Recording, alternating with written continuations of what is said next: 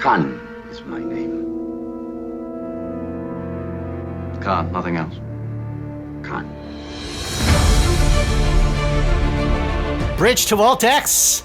Make way for the Botany Bay here on Enterprise Incidents with Scott and Steve. I'm Scott Nance. And I'm Steve Morris, and I feel like this has been an episode years in the making that we're finally doing this. And what makes it so exciting is that you and I met because John Roca brought you onto the Cinephiles to discuss Star Trek II, The Wrath of Khan. And now, Scott, you and I are bringing John Roca back onto Enterprise Incidents to discuss Space Seeds. John, welcome back to Enterprise Incidents. Thank you very much for having me back. I'm so excited to talk about this episode. As much as I enjoyed talking about the menagerie, this is going to be even more exciting for me because this is number one in my heart of all Star Trek episodes for so many reasons. And it feels full circle when you talk about the fact that we started on Khan and now we're back to talk about the episode that sparked the creation of The Wrath of Khan. Okay, now for everybody listening to Enterprise Incidents, you have to know that I would not be doing Enterprise Incidents with Steve Morris if it wasn't for John Roca, who reached out to me to do the Cinephiles, their excellent movie podcast. And if you love movies, I've said this a million times and I've said this everywhere, you're not going to find a better podcast conversation anywhere on movies than the deep dive discussions that John Roca and Steve Morris do on the Cinephiles. So make sure you check out their movie podcasts and definitely check out the episode we did on The Wrath of Khan, which I want to say was like maybe 4 or 5 years ago. If you can believe it. And that was how I met Steve. And I still after all these years, once in a while, I'll get someone who reaches out to me on social media or someone who stops me in the men's room and says, perfect place, and says, "Are you Scott Nance?" And I say, "Yeah, it depends." And they'll go, "I loved your conversation on Star Trek II, The Wrath of Khan on the Cinephiles." And that just means the world because that is the Citizen Kane of Star Trek movies. Ew. And Space Seed, while not exactly the Citizen Kane of Star Trek episodes, is an episode that no matter how many times I watch it, I love it now. I have always loved this episode. I loved it even more after The Wrath of Khan. But my question for you, John, is what is it about the Wrath of Khan, about Space Seed that you love so much? Well, I've said this before on other shows in terms of representation. When I was a young kid, I didn't get to see a lot of Latinos on screen, whether it be TV or film, so the ones that you did get to see, you held on to pretty tight. And Anthony Quinn wasn't really open about how Latino he was. So I didn't even know he was Latino until I was much older in my life. But it was seeing as a young child Wrath of Khan and seeing Ricardo Montalban. He is Latin fire personified, an incredible shape, good looking guy. And he wasn't a Latino who kowtowed to the white lead. He wasn't a Latino who was like who was seen as lesser than. The way they presented him was, yes, he was of Indian origin, but we know it's Ricardo Montalban, and he's playing a guy of superior intellect that he thinks, superior strength, superior ability, superior military ability. So for me, it was an eye-opening experience to see that we could be represented in such a positive way and in such a strong way back in the 60s when this episode came out. And it's only now in the 2020s that we're finally seeing more and more Latino characters and actors and actresses be in these high-profile franchises on the heels of Zola Maridueña becoming Blue Beetle, Sasha Calle, Supergirl, Sophie Grace, I think, or Leslie Grace as Batgirl. All of this happening, it's all positive. And so when I go and remember Space Seed now, it's even more interesting to see how we're finally seeing the fruits of something like that back then. Plus, he's a badass. Yeah, he's definitely a badass. And I mean, on top of everything you said, John, the fact that this episode was filmed in 1966, December 15th to December 22nd, 1966. It was a 6-day production schedule that Mark Daniels, its director, brought in on time for its 6-day production schedule for Star Trek. This was the 24th episode to film. Mark Daniels directing his 6th of 14 episodes, making him tied with Joe Pevney for the director to direct the most episodes of the original series. Wow. It aired on February 16th, 1967. It was a 22nd episode to air. The story was by Carrie Wilbur, the teleplay by Carrie Wilbur and Gene Coon, who was the producer of Star Trek at that time. The total cost of this episode was $197,262, which brought it over its budget by about $12,262. I mean, listen, this is absolutely a landmark episode. Even before Wrath of Khan came out on June 4th, 1982, I always felt, even as a young kid, that Wrath of Khan was a great episode, that Ricardo Montalban was a great character. But Steve Morris, what are your early recollections of seeing Space Seed for the first time? I always loved it. I always loved Khan. There were lines in this that just haunted me forever. It's such a smart, well-written screenplay. It's done just beautifully. And I can remember when like Fantasy Island started and I was like, that's Khan. Like that's because and when Ricardo Montalban would pop up in various places, it always was like, here's this actor who I absolutely adore, and even not having the experience of John in terms of seeing a Latino actor and having that effect on me, it's still, I absolutely always love Ricardo Montalban.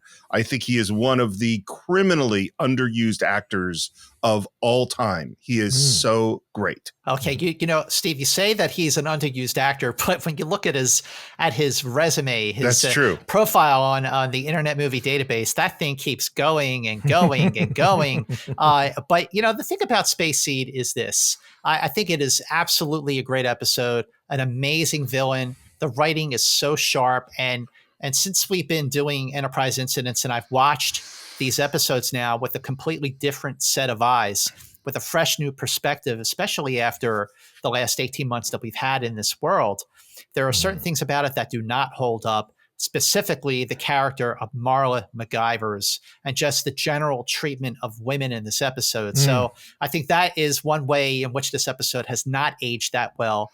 But in other ways, it has aged well, especially with the dialogue. And as we go through this episode and we do our scene by scene, play by play, you'll see, just as we are seeing, how much this dialogue really, really does hold up.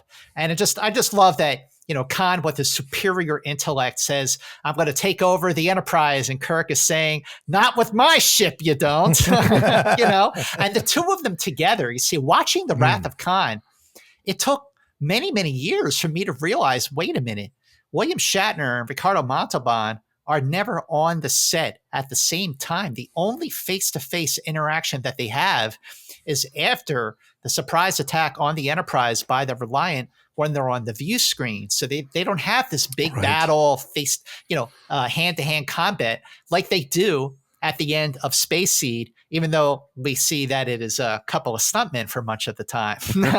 But the two of them, Shatner and Montalban, have such amazing chemistry in this episode. And I do feel like while prepping for this podcast episode here, it occurred to me that with Space Seed, we are now at the stage where the original Star Trek series was about to hit its stride. Take a look at this episode and the episodes we have coming up next. We have A Taste of Armageddon, Errand of Mercy, This Side of Paradise, The City on the Edge of Forever, and then, Operation Annihilate, which is fine. But then we get into the second season with Amok Time and Mirror Mirror, Doomsday Machine, Metamorphosis. Like this is when Star Trek was at its best. And that is absolutely because of the producing and especially the writing of Gene Coon, who did such a big polish on this screenplay that he was given a teleplay by credit along with Carrie Wilbur. Carrie Wilbur did his first story outline on August 29th, 1966, which I have said elsewhere on Enterprise Incidents. August 29th, 1966 is the day the Beatles played their last concert in San Francisco at Candlestick Park. But on that date, when Carrie Wilbur sent in his story outline, it was called Botany Bay. So then he did a revised story outline a couple days later on September 1st, in which he changed it to Space Seed. He did a second draft teleplay in early December of 1966, and then Gene Kuhn came in and did such a big rewrite on December 7th, and then he did a polish, his revised final draft teleplay, which was dated December 12th, and then a second rewrite, which was dated December 13th. And when you take into account Space Seed of dealing with space travelers in suspended animation, Cary Wilbur, the writer, or the first writer, he wrote 7 episodes of Lost in Space, which deals with a family in suspended animation, lost in space. In this case, the Botany Bay was found 2 centuries later by the Starship Enterprise. Cary Wilbur also did TV for Captain Video and his Video Rangers, The Californians, Temple Houston, co-starring Jeffrey Hunter, The Virginian, The Lesson of Jesse James. Would you like to know some of the things going on in the world when they were filming this episode? Would love to hear it. Well, the biggest one is on December 15th, the day they started filming, Walt Disney died of lung cancer. Whoa. Whoa. Yeah. Oh, that's a big one. And I just can't imagine being in Hollywood on that day. That just must have been so shocking. And we've all experienced it where we had to go to work when someone that was just near and dear or super important passed away, and it shakes you up. On December 16th, the International Covenant on Economic, Social, and Cultural Rights was adopted by the United Nations. It took effect 9 years later in 1976. And here's some of the things that it said. This is the United Nations saying this is what every human on the planet Earth, this is what their rights are. They should have the right to self-determination. There should be no discrimination on the basis of race, color, sex, language, religion, political opinion, or national origin. They should work under just and favorable conditions, including an adequate standard of living. And every human on Earth should have some kind of social security, some kind of health insurance, and have access to education. And we can see since 1976, when this was finally instituted, that all of those things have come true. So thanks to the United Nations for making all that happen. On December 17th, the first pancreatic transplant happened. On the same day, a satellite was launched it's called the biosatellite, and it contained 10 million specimens of insects and plants. And they sent it into space to see the effect of space and zero gravity on all of these life forms. And it cost $100 million, and 3 days later it was lost. Oh, wow. Yeah. So, this going up into space thing is not actually all that easy. No, it's not. On December 18th, How the Grinch Stole Christmas premiered for the first time with animation by Chuck Jones. And of course, it is a annual favorite. We watch it every year. John, you're going to like this one. I'd never heard of this before, but it's an NFL game. Oh. And the Dallas kicker, whose name was Pete Gogolak. Do you know this story? No, good. No, please tell it, please. He attempted a field goal with his right foot because he's right-footed. It was blocked. And while the ball was still in the air, with his left foot, he kicked it again, and it went through the uprights. Yes. So you had heard of this. Yeah. But I didn't know which story you were going to tell about him, but that's incredible, right? And they had like a 20-minute conversation between the refs because they're like, well, do we count this? There's nothing in the rule book about this. And finally they disallowed the score, which I think is a bummer. I think you should give him the 3 points. Come on. They rarely approve anything that's out of the realm of what's in the rule book until later on. Then they can make a deal about it for sure. And one more thing that probably shook up the whole entertainment industry on December 21st, the FCC voted to allow ITT to buy ABC. Ooh, wow. Yeah, that's a merger. A big merger. Big part of the big corporate takeover of the entertainment industry. Oh, man. That was always happening. Then never more so than now. But wow, Walt Disney dying the day that this episode started to get filmed. That's a big one. Yeah. Speaking of the episode, so shall we get into Space Seed? Let's dive in. Let's plant that seed and see what crop has sprung from the seed we planted today. Coming up on it fast, sir. Well, and we start on the bridge with them moving in on a ship that they completely don't expect to see in this area because there's no Earth ships that have been in this sector for years. I'm picking up a signal, sir. Captain, that's the old Morse code call signal. And then a thing happens, which happens kind of multiple times in this episode, which is Kirk says to Spock, I thought you said it couldn't possibly be an Earth vessel. I understand why it always gives you pleasure to see me proven wrong. An emotional Earth weakness of mine. There is no greater moment to show you this is a marriage. There's no greater moment than 100%. that moment. Completely Right? agree. And you know what? Even though Star Trek has changed day-to-day producers from Gene Roddenberry to Gene Kuhn, even though the tone of the show is so very different because of the levity and the humor and the camaraderie that we really see being brought to the fore between Kirk, Spock, and McCoy. Yeah. But that kind of dialogue was right there at the very beginning with the Corbomite maneuver.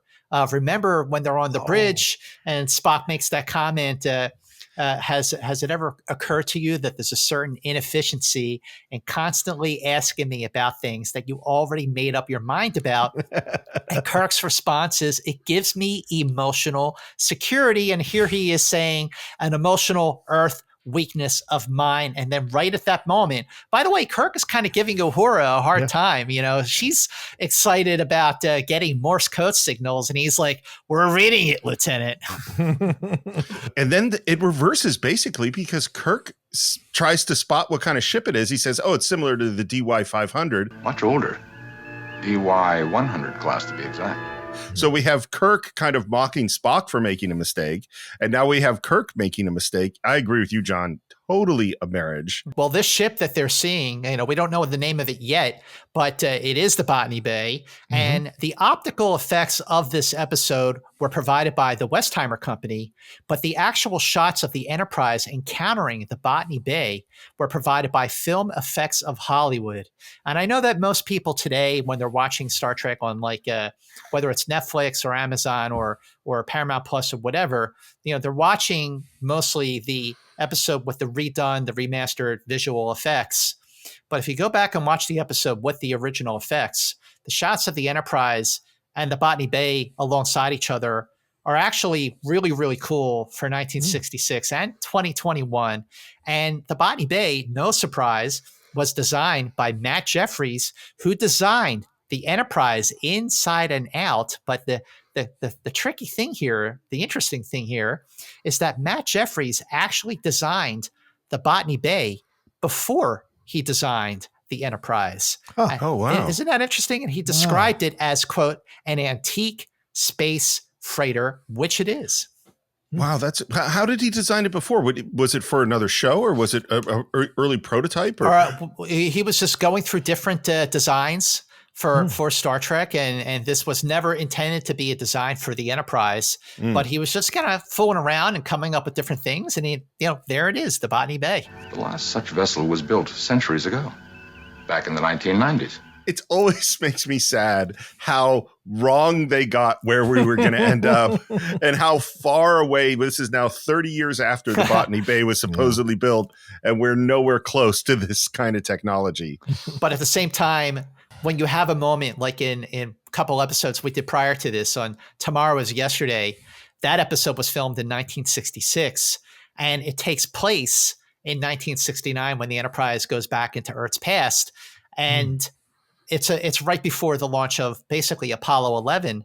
And the writer of that episode, Dorothy Fontana, actually got the day of the week correct, even though that actual launch was still a few years off. So we can't be too hard on Star Trek here. True. That's a good point. And the other thing we find out is we get readings that there are some kind of life form. Can't be human because it's only like 4 heartbeats per minute, but something's going on that vessel.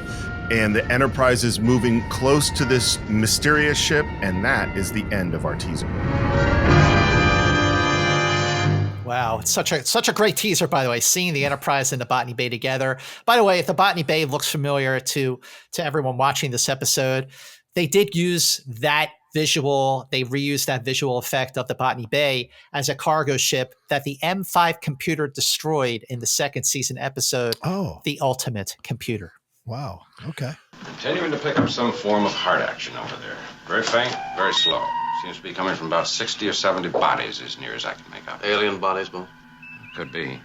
There's no sign of breathing or any other form of respiration. What is your take, John, of just the interplay here between Kirk, Spock, and McCoy? Don't you feel like like those three actors, Yeah. Shatner, Nimoy, and DeKelly, don't you feel like they just have it down? They are in such a great rhythm, and their chemistry is just fantastic.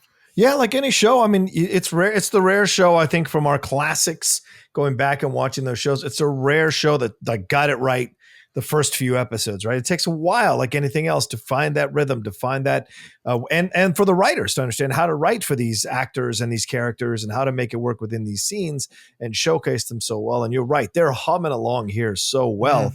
And there's a deleted scene of Chekhov way on the second floor looking through the window. Yeah. And he's saying, Botany Bay. Oh, no. I know. You beat me to it, John.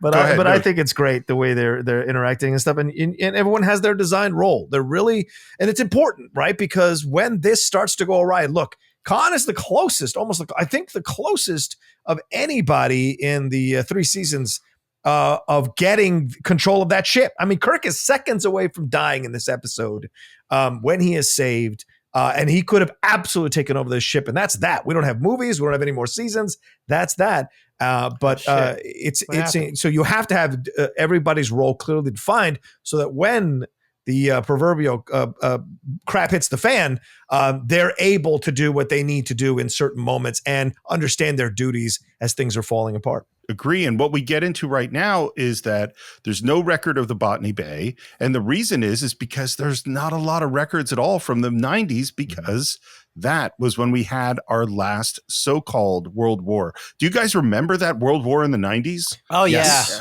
yeah. Oh, yeah. Terrible. It was awful. It was awful. But here's the thing about when Spock says it was your last so-called World War, and then McCoy says The Eugenics Wars.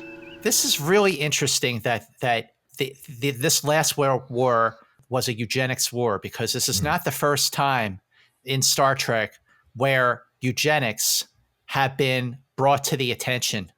And this is clearly an allegory for Nazi Germany. Eugenics, producing a better kind of human being.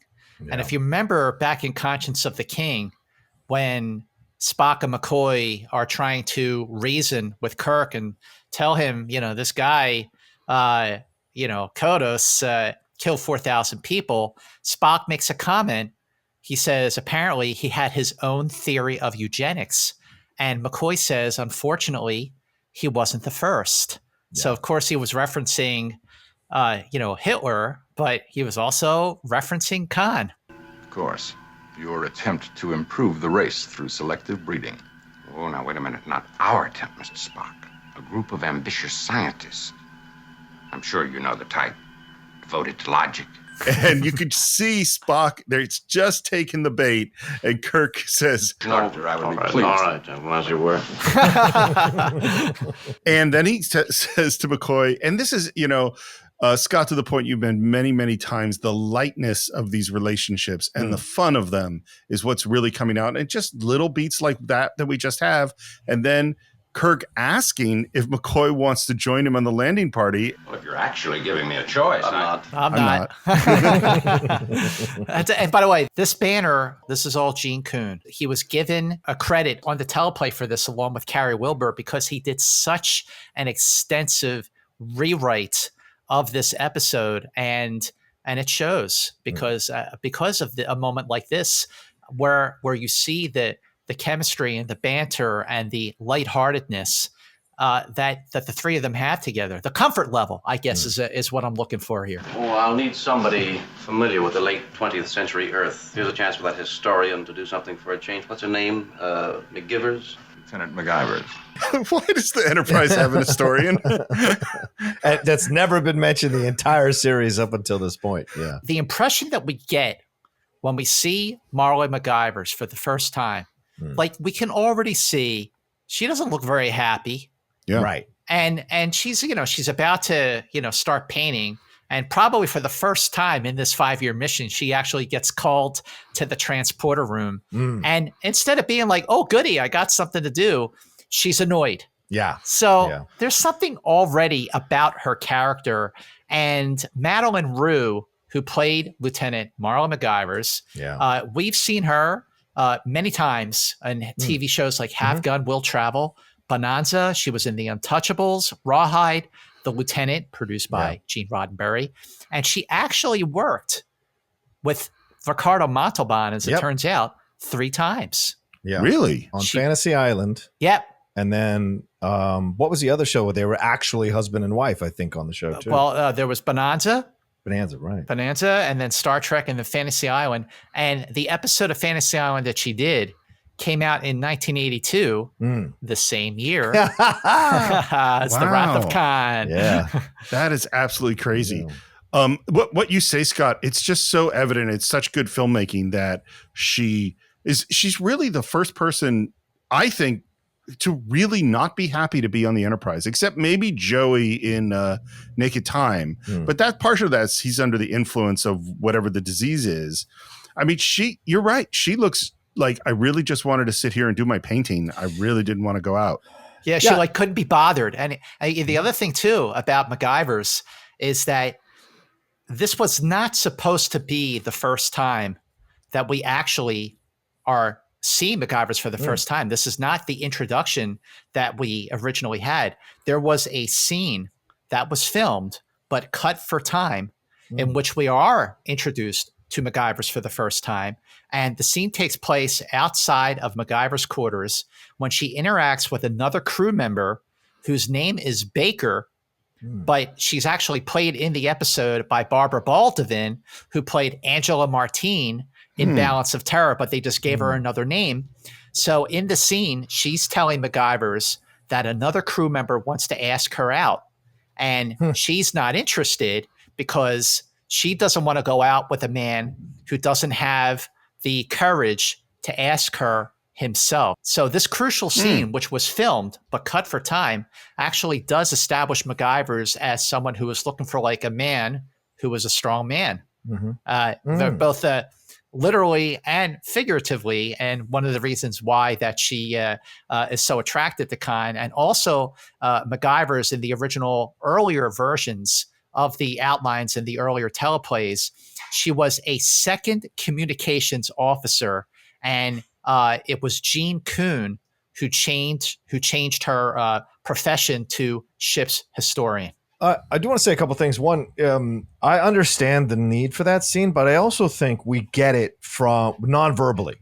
From her, I think so too. Her walking into her quarters, we see the painting is this strong soldier, Roman soldier-like. We see the busts of these famous men. And of course, Khan will reference it later when he's in her quarters. So from the beginning, we see her as a woman very much of her own mind. And you're right, Steve and Scott, like the irritation she has with being called to the transporter room. Who knows where she's coming from? You know, where was she at? What was she doing? Coming in, she's putting on her smock. She's going to do the painting. So also she's representative of an artistic spirit on a scientific, militaristic type of ship. So the difference in mentality there is also evident to see, because normally if you're on that ship and you're part of you're like, okay, yep, I got to go, boom, I got to follow orders.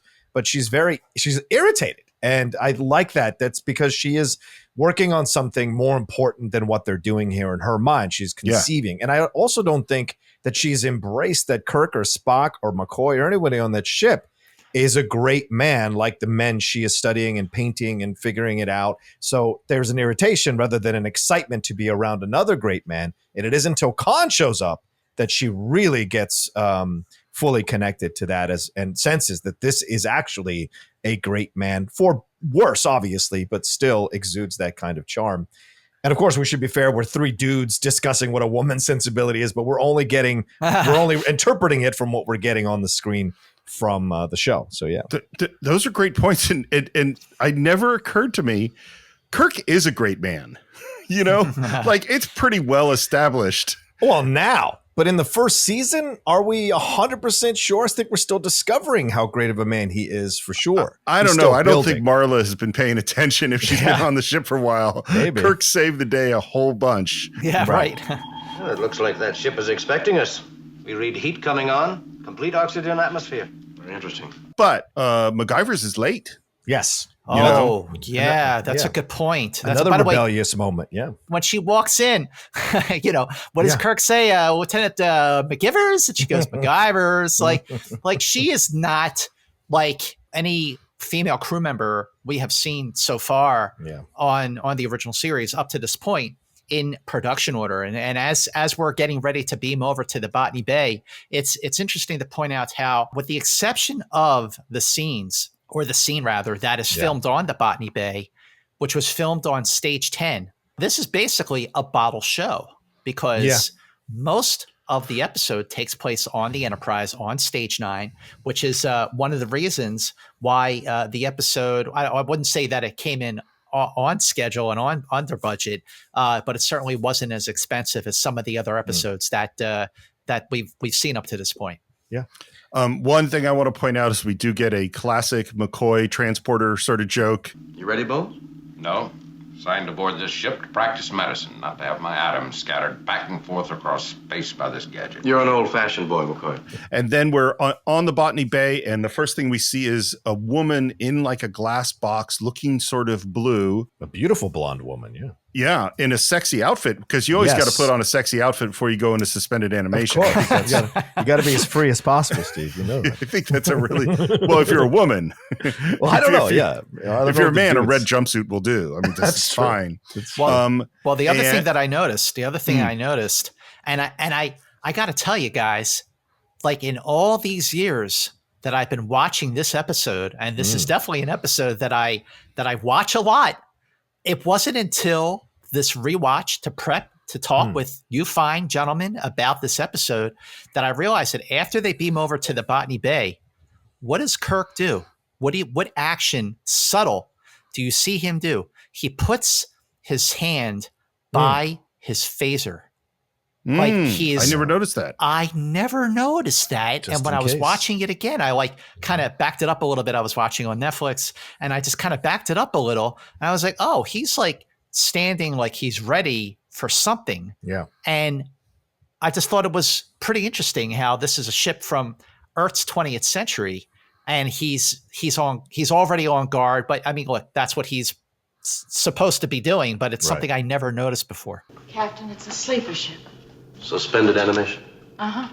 I've seen no photographs of this. Necessary because of the time involved in space travel until about the year 2018. And I remember back in 2018 when they stopped doing these suspended animation trips. Yeah. It's just made everything a lot easier. It's always amusing when the future is now the past, you know? Well, let me ask you guys, like, why send these people into space? Like why? Okay. In the late 20th century, when you have an advanced spaceship like the Botany Bay, and it's probably without question, it's the most advanced spaceship that exists on Earth in the 20th century. And if it is capable of interplanetary travel with suspended animation, why send these 72, people who are Napoleons into space? Like, wouldn't you want to send the very best, like the smartest, like scientists and astronauts? And that was actually a very big plot point that they had problems with in the development of the screenplay. Like, why send these people like criminals? Wait, hold on. I got a question. I got a different question. Were they sent or was this their idea? Okay. See, that's the answer right there. In the earlier versions, when Carrie Wilbur's version of the teleplay had them being sent into space, like why waste such a ship on them? And then it was Gene Kuhn who came in and said, let's make it like these are like Napoleons and they are escaping. Yeah. They used the Botany Bay to escape from the Earth. And this is another development that Gene Kuhn brought to the table, but also Gene Roddenberry had done a final rewrite on this screenplay.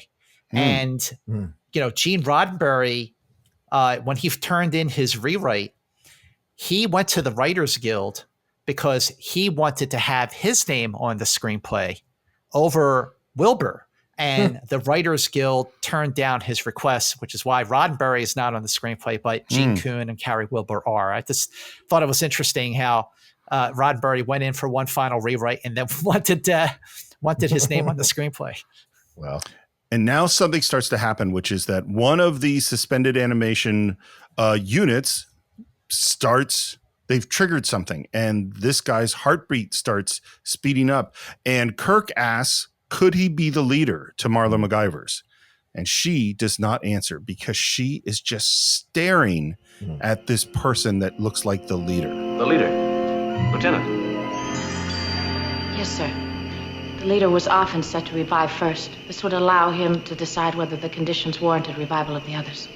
And I love something, John, that we've been talking about through this whole series is that I never noticed until doing this with Scott is Kirk is an incredible observer.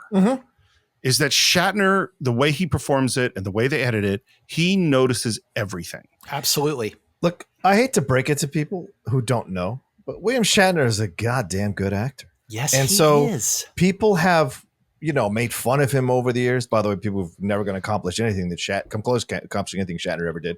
They make fun of his speech patterns. They make fun of his stuff, and they say he's overacting or whatever.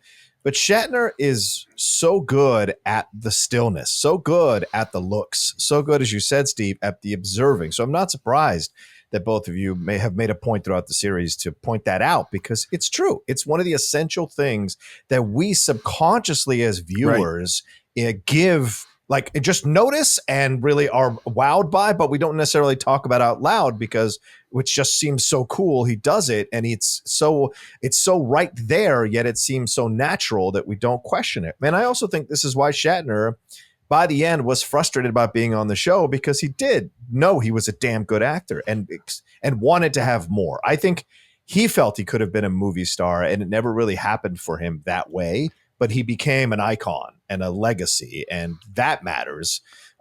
Even so much so recently jumping into Cage with Sharks, for God's sakes, recently on one of those specials. So he's a man of very strong belief in himself and very willing to take chances. And coming into this show, I think without him, there's no way this show would have survived. And so these observational moments that you talk about, Steve and Scott, as you I'm sure you've mentioned before in other episodes, they're so essential to the overall greatness of the show. He's rarely unsettled, and that's a good thing. You're absolutely right, John. And look, we know, especially Steve and I, we absolutely know how much you feel about Kirk and about Shatner. You feel the same exact way that we do, and we completely 110% agree with you, if that's possible, about Shatner. It's not possible. You can only have 100% of something. Okay, fine. Then we'll give it 100%. That Shatner, absolutely, he is a damn fine actor, and sure, he did lay it on thick and bring on the overacting, especially in the third season. But the fact is, when you watch the first 2 seasons of Star Trek, William Shatner was right on point. He was pitch perfect, and some of these episodes just represent some of the finest acting that Shatner ever did. And this is one of them. And the thing he's noticing right now is that Lieutenant McGivers is fascinated by this situation and this person. From the northern India area, I'd guess. Probably a Sikh. They're the most fantastic warriors. I think the choice to make Khan a Sikh is kind of fascinating because, I mean, even today, I don't think most Americans know very much about what a Sikh is. And I think definitely in the mid-60s they didn't, and also because he's Latino, it's just all really interesting to me, that choice. Yeah, but also, isn't that Indian? Isn't that part of the Indian culture? It's like a religion. Religion. It's a religion that's largely in India. Yeah. So, and remember, late 60s is when we're getting George Harrison playing the sitar. We're getting Indian influence, yoga. All of that is in here. So it's the right time in the current state of the society that is exploring Indian points of views, gurus, what have you, to open the door to having an Indian character in this. And of course, they cast a Mexican actor. But, I think a person of color did a fantastic job with this role and made him iconic. A man from the 20th century coming alive. Maybe. Heartbeat dropping. The life support device is starting to short out, and it becomes a race against time now because if they don't get him out of there, he's going to die. What happens if we get him out of there? McCoy's reaction, he'll die in seconds if we don't. And then, they all look around at each other. And this is when Kirk jumps into action and he breaks the glass.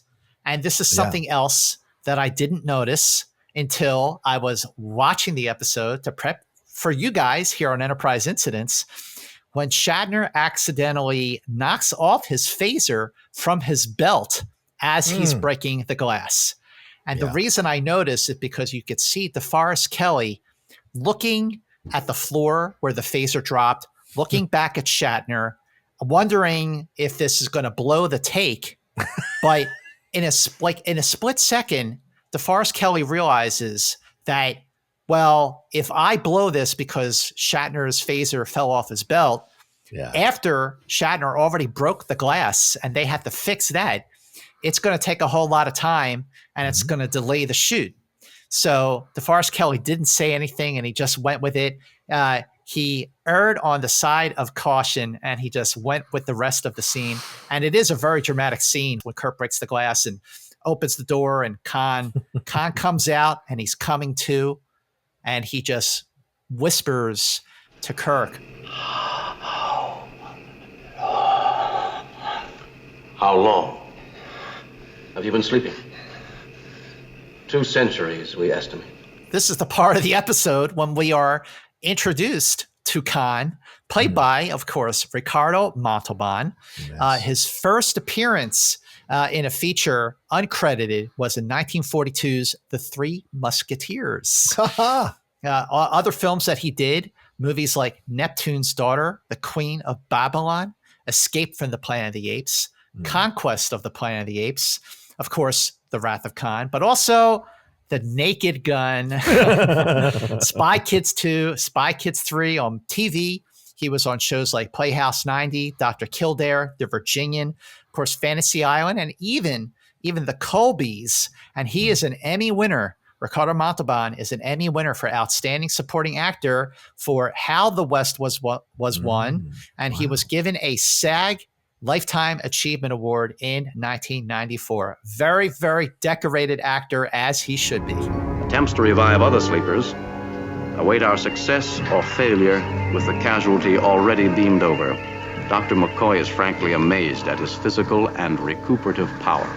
I cannot tell you how many exclamations of the awesomeness of Ricardo Montalban I have in my notes. Just his physical presence, his look, the charisma, the intelligence, the intensity. Like, he is off the charts amazing, in my opinion. Absolutely. And even lying here unconscious, I think he's charismatic. That's how good I think this guy is. And we find out a little bit more information. We find that 12 units have failed, 72 are left, 30 of those are women. 72 alive. Group of people dating back to the 1990s. Discovery of some importance must have sparked. There are a great many unanswered questions about those years. It's funny to connect this up to what has been the main theme, or what has been one of the main themes in the MCU, this idea of super soldiers. These are super soldiers. Totally. Right? These are physical specimens and people of incredible intelligence and able to fight and defeat entire civilizations, possibly, if given the chance or an ability to do so. So I found this so interesting as we kind of spent the last 12 years or so, or 13 years or so, kind of confronting this idea of super soldiers, even in the most recent Black Widow, having a Russian super soldier in David Harbour. And we're not done with it, because what if, as we're recording this, starts tomorrow and the first episode is Peggy Carter as a super soldier? So it's so interesting that we still have this, and it's such a big part of this episode. It's a great point. And I think we're all kind of fascinated with this idea of being, certainly as a kid I was, of being a little more than human, a little more strong, that's just all interesting. And one of the interesting things to me about the way stories work and movies work and TV works is that Kirk and Spock, they don't know for sure that these guys are right. They don't know who they are. Yeah, right. Exactly. The products of eugenics. They don't know that. But we, the audience, all know they are. Yeah, yeah. Because otherwise, why would we be talking about this? Yeah, right. You know, and so we're ahead of them going, no, these guys are. And we even get, again, that I didn't quite agree with Scott that Star Trek hadn't hit its stride in the early episodes, because I love so many of those early episodes. Sure. But it hits a certain rhythm here that is really, really key. Right. And we had bantering with McCoy, and now we have bantering with Kirk and Spock. Yep. Because Spock shoots down Kirk's theory about them being prisoners, which I love. Yeah. So much for my theory. I'm still waiting to hear yours. Spock doesn't have one because he doesn't have enough facts. And Kirk says, and that irritates you, Mr. Spock. Irritation. Yeah. I'm not capable of that emotion. Which, of course, he is. Yes. And two things, Steve, that I want to hit on with what you just said here. One, you and Scott may disagree where it hit its stride, but you saying this episode stood out, this may be why it stood out for, I can't remember the producer's name who took it and went and made Khan off of it, because he went in and rewatched all the episodes or watched them for the first time. And this is what he used as the motivation for the Wrath of Khan. There must be something special about this episode that stood out to him in the interactions, in the back and forth. And the second thing I want to point out is this irritation moment is so similar to what happens in Khan when he's like, you proceed from a false assumption. I'm a Vulcan.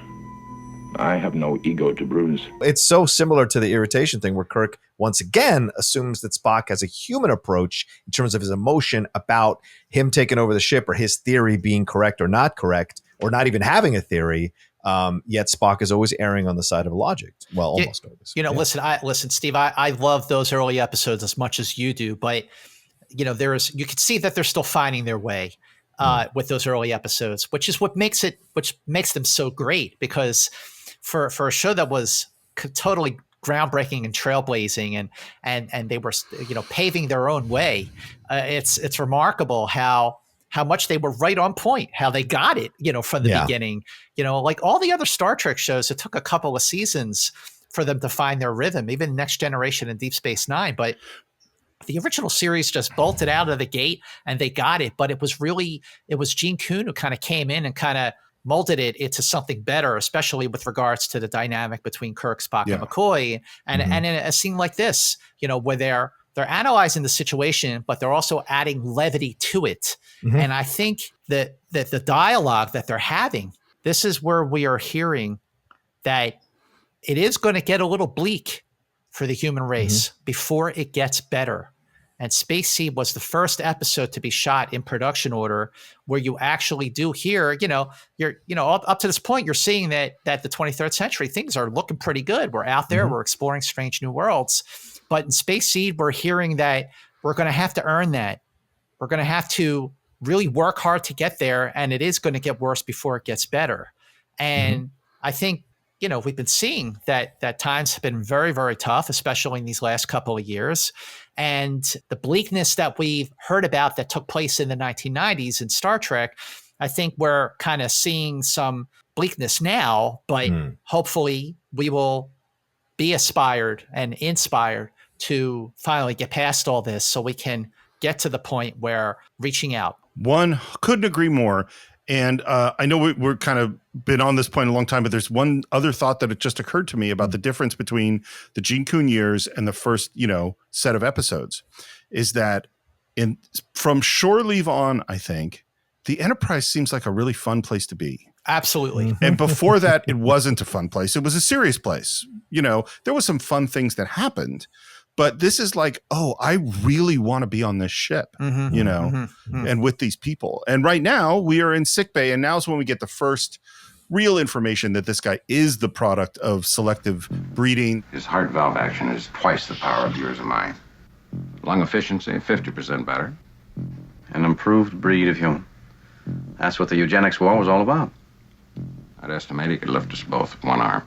And as McCoy is explaining how amazing this person is, in walks Lieutenant McGivers, and we hear... Be interesting to see if his brain matches his body. It's a great observation for someone who was still asleep. When McGivers comes back in, as soon as she walks in the room, like you said, Steve, he's just lying there and he's exuding this charisma.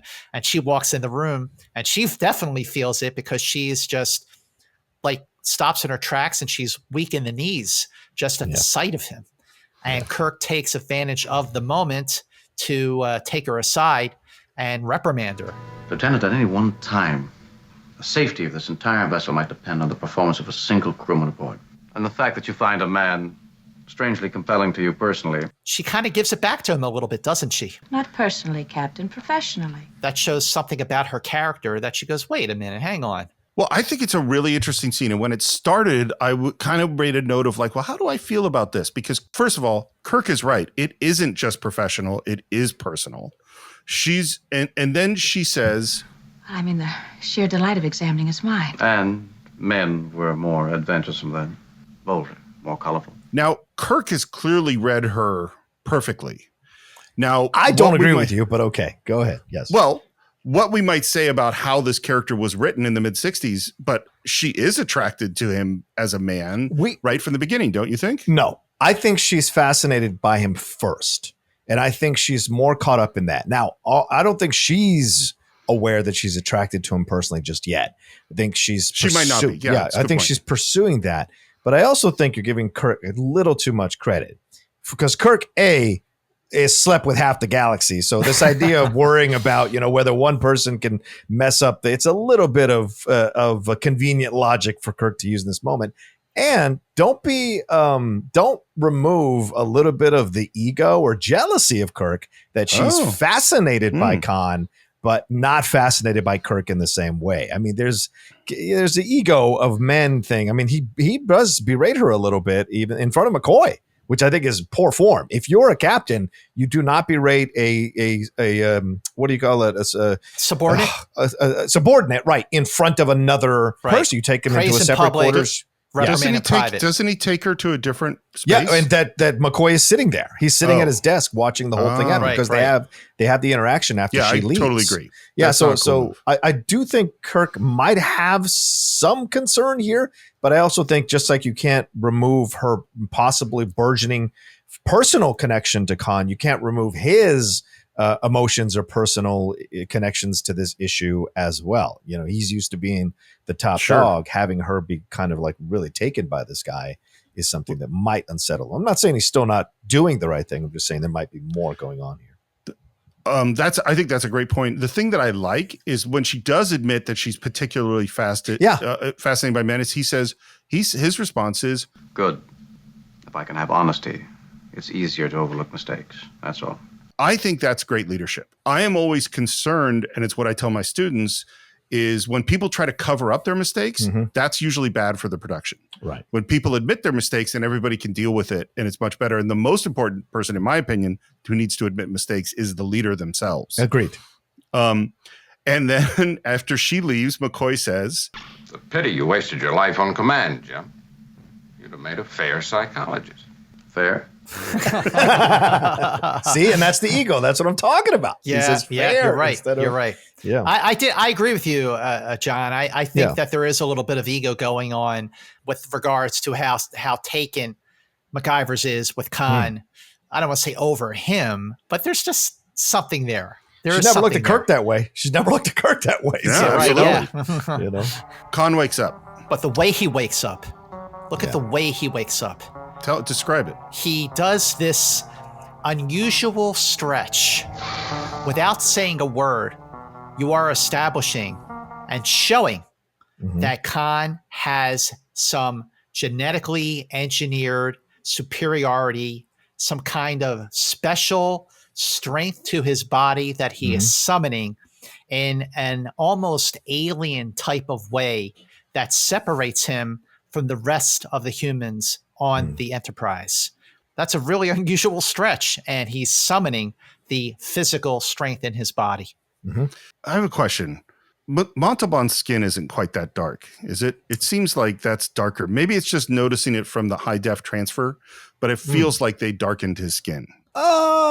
Maybe, but his features are so, very clearly Mexican, Latino, whatever, that it just this doesn't look out of the realm of him looking Latino. Yeah, no, I agree. But yeah, he is supposed to be Indian. So I take your point though, for sure. Yeah. And he notices that there's these antique medical instruments up on the wall. He grabs a big scalpel and McCoy comes into the room and Khan's asleep.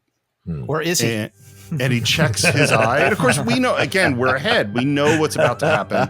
And he grabs McCoy by the neck, puts the knife to his throat, and McCoy's response, Well, either choke me or cut my throat. Make up your mind. Can I tell you, this is my favorite scene with McCoy ever in the. It is a great scene. Great scene with McCoy. DeForest Kelley is fantastic in it. He is not showing any fear whatsoever, and he's actually assisting Khan. Like, if you're going to do it right. And he's telling him like the best way to kill him. It would be most effective if you would cut the carotid artery just under the left ear. That was something, no matter how intellectually advanced Khan is, the bravery of this otherwise mortal human really impressed him. And he says, I like a brave man. I think the scene's amazing. And the other thing I think is in addition to the incredible bravery and self-control McCoy shows, which he doesn't get the opportunity to show that much in the show, but he also is within his own philosophy because him saying at the end, I was simply trying to avoid an argument. Yeah. I think McCoy is a non-violent person.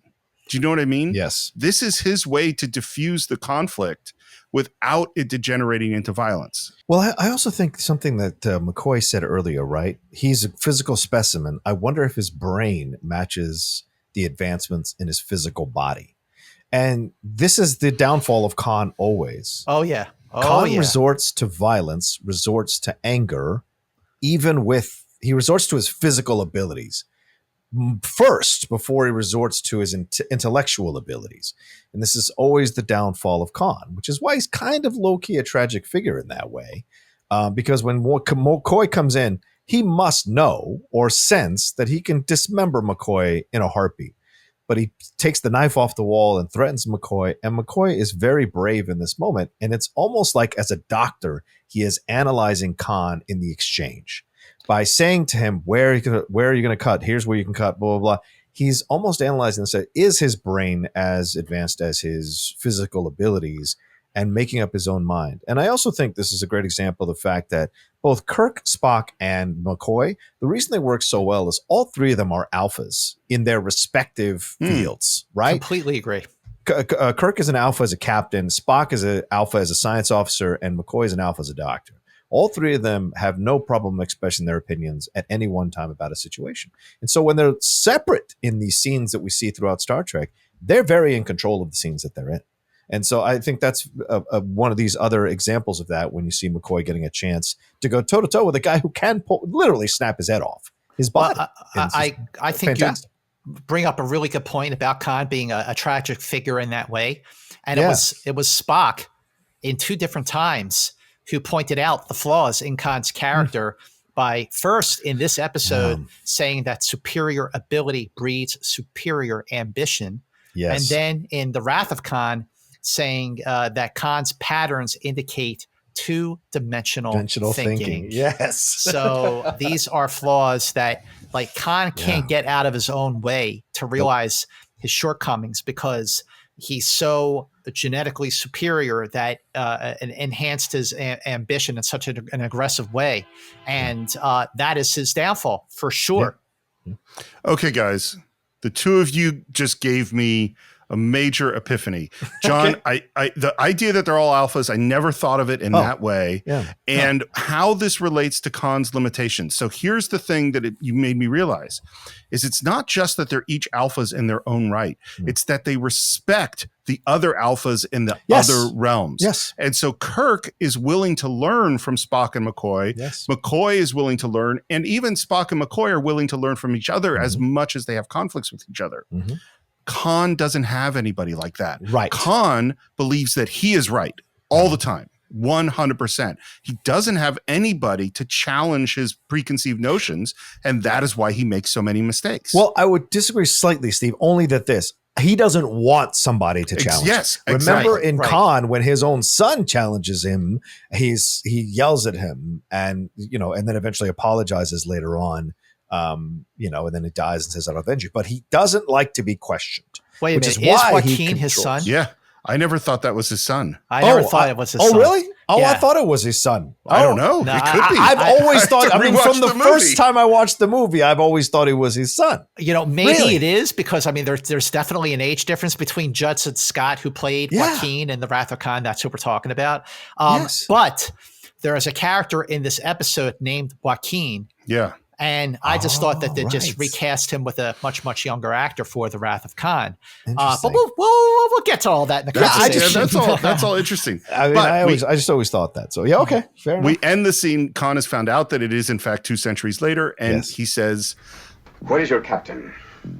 I have many questions. I like the way he composes himself on the bed. He straightens himself out, and he's like basically shutting down until the captain shows up. Coy walks over to the intercom, calls the bridge. I have a patient here with many questions, Captain. it's such a well-written episode. I mean, and Khan's hubris, Steve, that he's like, "Where's your captain? I have many questions. Not can I speak to him? I have many questions." It's so funny you say that, because this is the thing that I noticed so strongly this time. And this is the first example of it, is it's not just that Khan acts like a strong person. It's not just that he acts like a leader or a general or even a president. Right. Khan acts like a king. Yes. Yes, absolutely. He expects people to bow down to him, essentially. And again, that is another of his tragic downfalls. Right. James Kirk, commanding the Starship Enterprise. I see. And expects Khan to introduce himself. And your name? And he says, I have a few questions first. that is a red flag. That's a big, big, big red flag. And he starts asking Captain Kirk, like, where is your heading? And Kirk's like, well, all right, I'll tell you. Not that it's going to make any bit difference to you. And of course it doesn't. And my people? 72 of your life support canisters are still functioning. Khan just lays back and tells Captain Kirk. You will revive them. Not asks him, not says, can you please revive them? He says, you will revive them. As soon as we reach Starbase 12. I see. They just met and they are already butting heads. Yeah. And Kirk asks again, and your name? And the other red flag, following up on an already very big red flag, he just says, Khan is my name. Khan, nothing else. Khan. So immediately we are establishing that Khan definitely sees himself as a superior figure. And he is also very guarded. He is holding his cards close to his chest, which his very, very muscular chest, I might add. And, the name Khan was not even close to being the original name for this character. Wow. In the earliest outlines, his name was Harold Eriksson, and he was described as a Nordic Superman. Then the character's name was changed to John Eriksson, which was just a cover until we got to his name, which was actually Ragnar Thornwald. Oh, jeez. Right. A good thing that Gene Roddenberry rewrote Gene Kuhn's teleplay, and it was Gene Roddenberry's decision to change the name from Eriksson to Khan. So while Gene Kuhn fleshed out the character, it was Gene Roddenberry's final rewrite in which Eriksson became Khan. And actually, in the James Blish Star Trek books, did you guys have these books? Okay, so they like one or two of them, I think. Okay, I have. so they came out in the late '60s, throughout the 70s, and they were basically numbered books: Star Trek 1, 2, 5, 7, all the way up to 12, in which James Blish adapted the episodes for the books. Now, I never really liked the way he wrote the episodes because he kind of condensed the episodes very, very much. Instead of like fleshing it out because you're writing it, he actually made them really, really short, condensed versions. But they did have great covers. The books had great artwork on the covers. Mm-hmm. So the irony is that when James Blish adapted Space Seed for one of those books, the name, because he was working from an earlier draft, was actually Sabahi Khan Noonien. So the name Khan was there. And the number, here's the full irony of this. So there were 12 Star Trek books that James Blish wrote. The adaptation that Space Seed appears in, are you ready? Star Trek 2. Of course. Of course it is. And Kirk wants to get some more information and continues to ask questions. And Khan says, I find myself growing fatigued, Doctor. And McCoy says, that maybe it would be good to continue the questions later. And as Kirk starts to leave, Khan asks if he could get some reading during his convalescence. He wants to learn about what's happened in the last 200 years. And Kirk very nicely says, sure. And he pulls over the monitor and says, Dr. McCoy will show you how to use this thing. Let's examine this moment.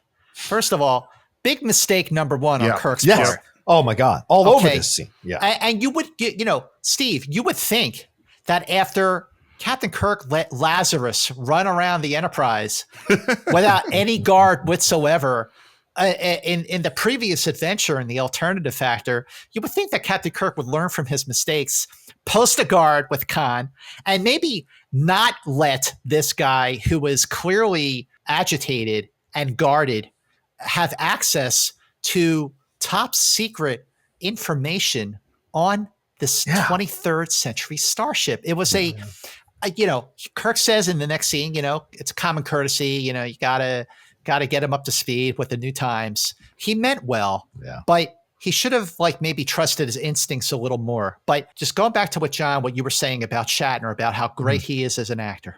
Khan says, thank you, Captain. You're very cooperative. Cooperative, not thank you so much. I really appreciate it. He goes, thank you, Captain. You're very cooperative. And Kirk gives McCoy a look like, did he just say cooperative? And it is just a slow turn of the head. Yeah. Shatner turning to DeForest Kelley going like, okay. This mother effer here. This mother effer. So much to what you're seeing without any dialogue in that moment right there. So I'm glad you mentioned it. It's in my notes too. And this is the thing I was thinking about. Again, we're talking about Kirk the Observer. And I went, well, what does Kirk know about Khan at this point? Right. Number one, he knows he's withholding information. Mm-hmm. Number two, I think Kirk knows that Khan is not fatigued. Mm-hmm. Oh, yeah, totally. Kirk, I think he knows that Khan is already planning something. Mm-hmm, mm-hmm. And he knows that Khan is not just used to command, but he is used to obedience. Yes. He is used to not just command and obedience, but he is used to ruling. Yes. He offered the world order. Yeah. I think Kirk has figured all that out, which is also why handing him the technical specs of the Enterprise is a really weird choice. The other thing I was thinking is, who the last person who was reading in sickbay is Gary Mitchell. Gary Mitchell. And boy, was he reading mighty fast. Yeah. We're back up on the bridge. And Kirk is disappointed. He's disappointed. He says, this Khan is not what I expected of a 20th century man. So let's analyze this for a moment, because this is not the first time that Captain Kirk has met the 20th century man. Oh. He just met Captain Christopher when the Enterprise went back in time to 1969.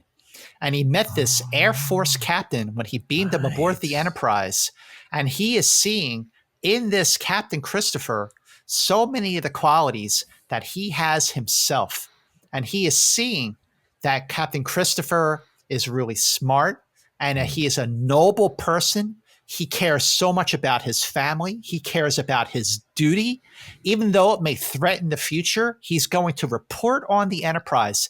Captain Kirk admires Captain Christopher a very, very, very great deal. And so now here we are. We have Captain Kirk meeting another 20th century man from about 30 years after Captain Christopher, maybe 25 years.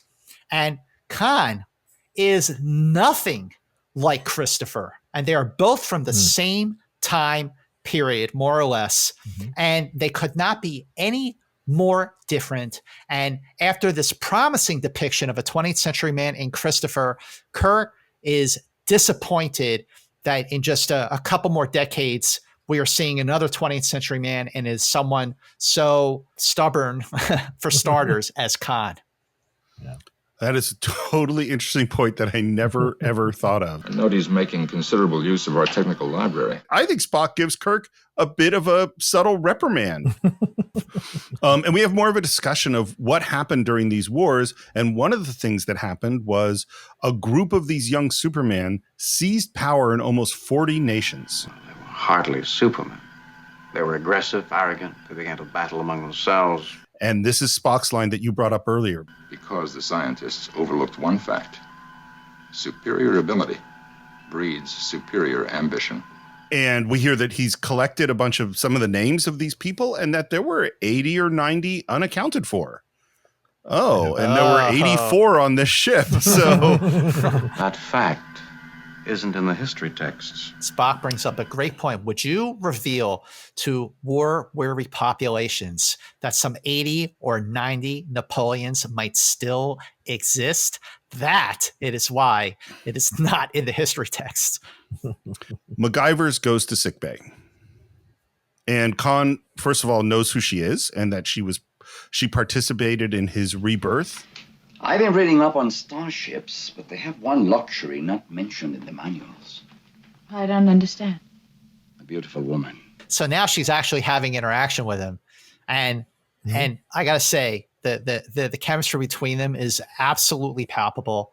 She is weak in the knees with him, and the confidence and the charm and the charisma that he is displaying, that Khan is displaying.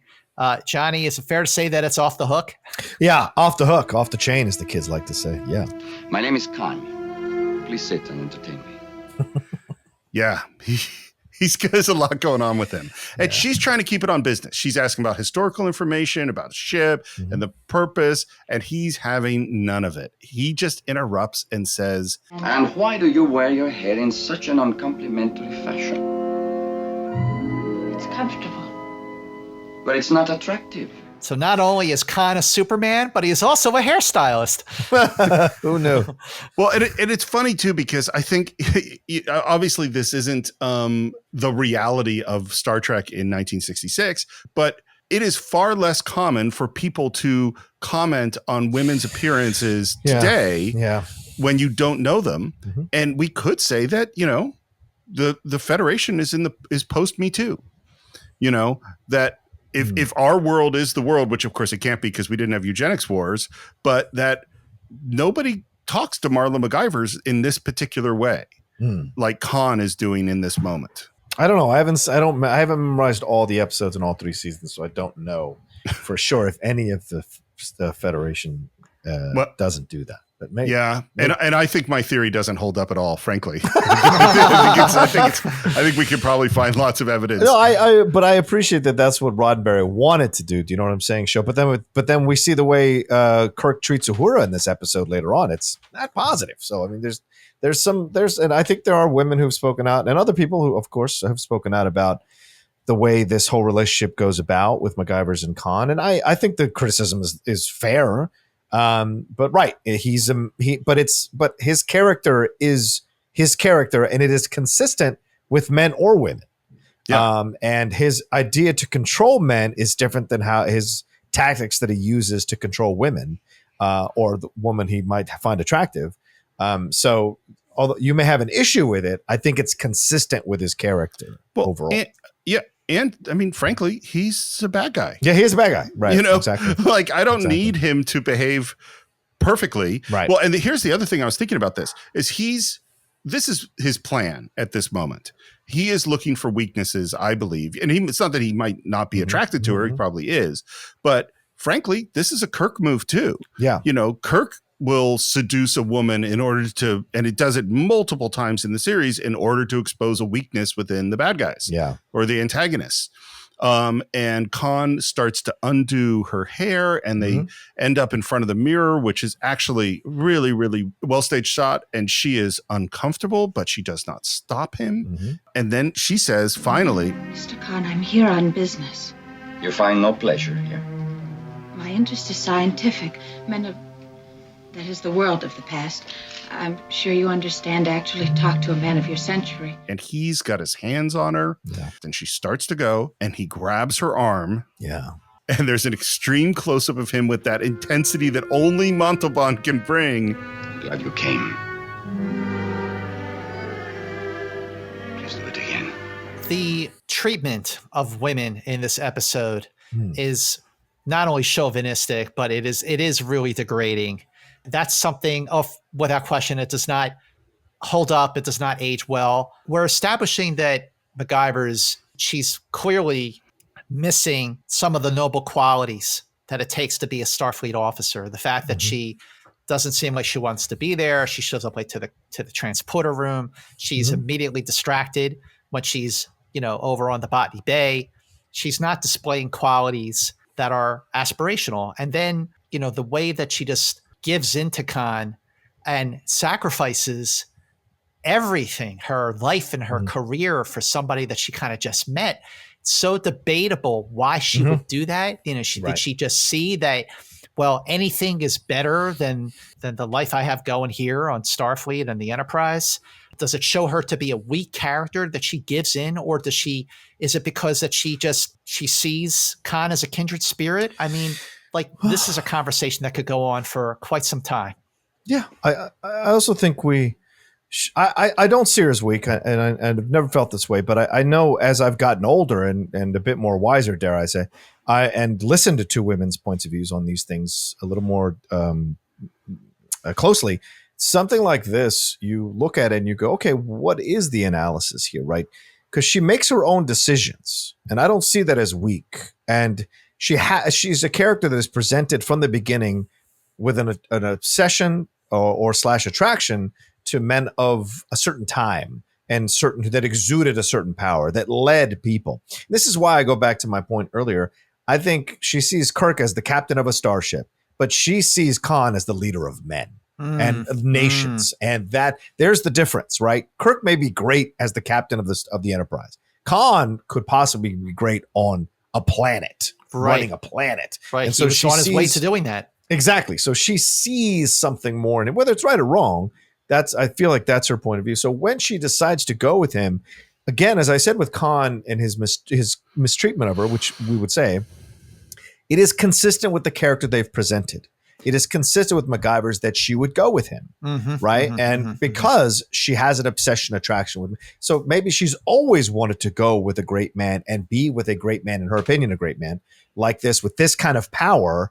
And that is her decision to do so. And there are many women who have married men of great status or power for their own purposes or their own reasons, and their agency in doing so should not be removed simply because other people might have an issue with how she's making this decision. So I just feel like questioning her decision, I don't know what that leads to. I get right. Why people do it, but I don't know. I mean, look, I agree with you completely. And just watching the episode, with much sharper eyes, and especially during the course of this conversation with the both of you, we're seeing like every scene that we've had with McGivers so far is painting her out to be a person she's not where she belongs. Right. And is it a flaw in her character? Maybe not, because she ends up where she belongs. Unfortunately, it's with the guy who tries to take over the Enterprise. Yeah. And, Kirk is not going to let that happen. So I have, as you would imagine, a lot of thoughts on this. I think we're going to come back to it because we have more. But here's what I'll say just briefly. One is that my thoughts are on sort of two separate tracks. The one track is that this was written by men in the 60s, and there's a certain kind of weird power fantasy thing that I think they're playing with a little bit. Oh, certainly. Yeah. But putting that aside, I really agree with you, John, I think she's a character. And we've seen a bunch of supporting characters that have had really rich emotional journeys that didn't necessarily start off in the best place, like Styles in Balance of Terror, like Riley in Corbomite, like people who had to evolve in the course of the show. And I also think it is really, really clear.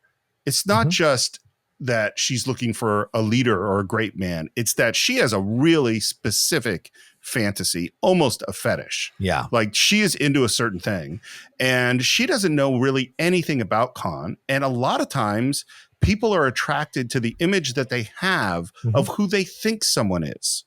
And Khan seems to be the perfect fulfillment of something I think she's been fantasizing about for a long time. Absolutely. I completely agree. I mean, on one hand, I see McGivers, the way that, she's treated, and especially like when Uhura gets slapped in the briefing room later by Joaquin, like, oh my God, that women are really treated very poorly in this episode. But I agree with everything you just said, both of you, because she's in Starfleet. She's not happy.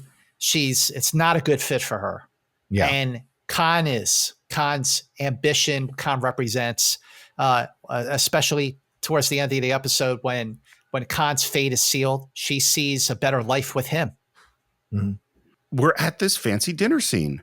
And by the way, I think they're using the same weird space celery as they had in Mantrap.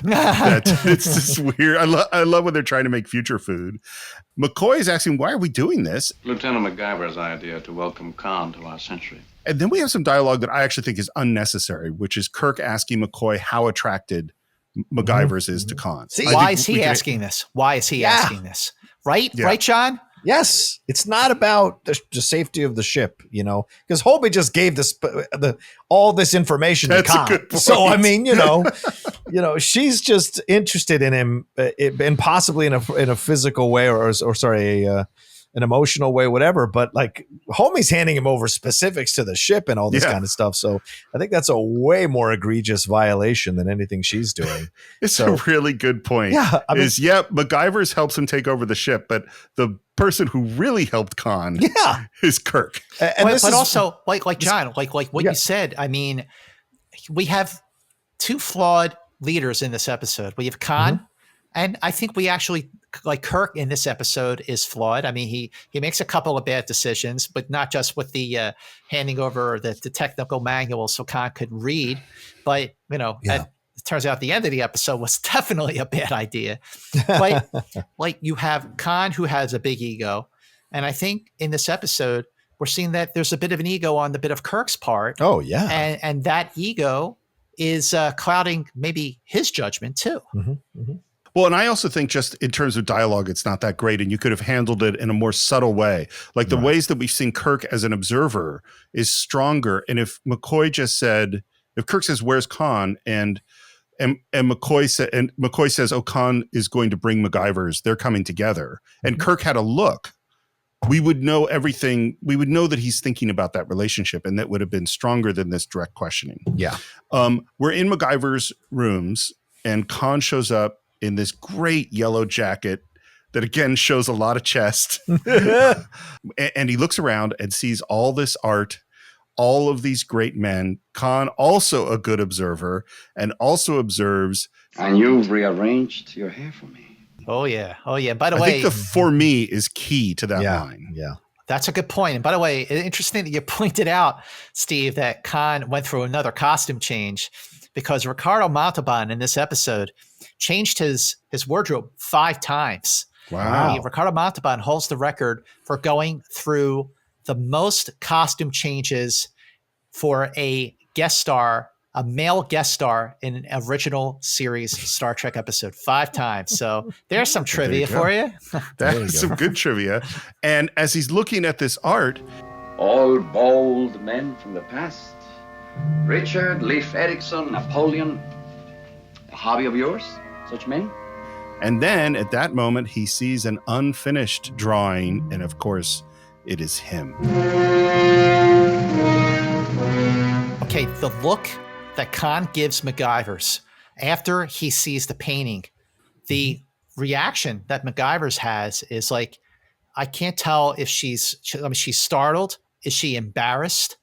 Is she humiliated because her affection for him is exposed? I think all the emotions you were talking about, Scott, I think they're all there. And I think humans can have multiple conflicting emotions simultaneously. And I think part of her drawing him was she wanted him to see it.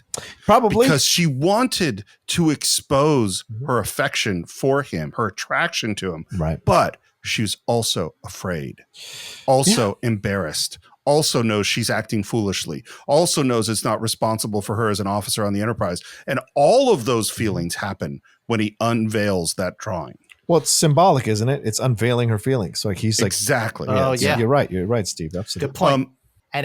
Regardless, that is the moment when Khan says to himself, I got her. Yeah. But he also warns her, and I think this is important, right? This a lot of people. I know people complain about this episode or the stream, but he warns her. He says, "I am honored, but I caution you. Such men dare take what they want." He's putting it on the table, whether it's right or wrong. He's making it very clear who he is, and then he kisses her, and she kisses him back, very passionately. Yeah. Like, and it's not forceful. He doesn't take her forcefully. He doesn't grab her arm. He, takes her face, and then boom, they go into the making out. And the kiss. It's not just that they kiss. Yes, it's that you see with McGivers when she puts her hands up Khan's back. You see she's giving in to him. She's surrendered herself to him. Yep. He has her and she has him. So we have the kiss and then it fades out. And my question for you is, how far did it go before they left to go to dinner? Good question. I never thought about that. Well, because I have a very strong opinion about it. Okay. My feeling is, now that you asked, and it's something I never thought about, like, did it just stop at the kiss? Or did he get to her quarters a little bit early? Because even though we've established from the first time that she sees him while he's still in suspended animation, that there's an attraction there. And then the attraction is stronger in sickbay, and the attraction is a whole lot stronger now that he is in her quarters. Is that enough to warrant that she would give everything up for him? Do I think that they had sex? The answer is yes. Wow. I say no. Why? Because he is in power in this situation. So he does not have to take her yet and have her yet. And the kiss is not one of aggression. Again, so aggression is the overwhelming desire to take and have. He's kissing her, but it's very passionate, but it's not aggressive. Right. And so I think that he kisses her to essentially plant the flag with her. And then down the road, he will consummate this relationship. Because remember, even with Kirk, he's essentially making out with Kirk mentally when he's like, tell me about how many people are left. Tell me, you will arrive them. Okay, my name is Khan. That's him kissing Kirk and not giving too much. So I think Khan is very reserved when he's in a position of power about what he gives to who, when. And so I think him now with this kiss and her giving herself to him in this passionate way is him saying, okay, as you said, Steve, I got her. I don't have to rush this now. Okay, but wait a minute. When I want to. The motivations for her to do everything she does following this moment, I just think that there's got to be more to it than just a kiss. It's very possible, Scott. You may be 100% right that they had sex. I just don't know. I never thought about it. Like, I never thought about it, Steve, until you just asked right now. Yeah. And you didn't even really ask, You implied I knew where you were going. And I'm saying yes, Khan and McGivers had sex before they went to dinner. Usually it's the other way around, but so putting aside for the moment the extremely sexy image of Shatner making out with Ricardo Montalban, I think I'll tell you what I think. I do not think they had sex. Oh, okay. What I think happened is that, to put it very frankly, Khan took it to a place where she was ready to have sex. Yes. And then he said, we have to go. Yes. Power. How? Because to be frank, or to put it crassly, always leave them wanting more. Yes. Is that he needs her to do what he says. And so he needs to drive her nuts. And that is what he does. And that's a great point, Steve. And let's not forget, Khan makes a couple of decisions here in the tail end of the episode that convey a genuine affection for her.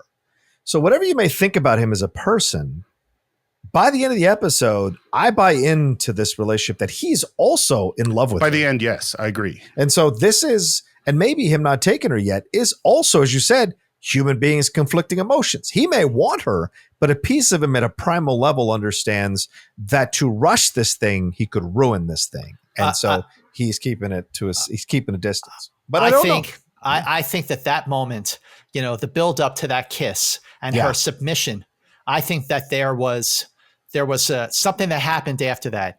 And that is actually a great question for everybody listening to our deep dive on Enterprise incidents.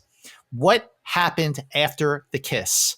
Did Khan and McGivers go to dinner, or did Khan and McGivers have sex and we just didn't see it?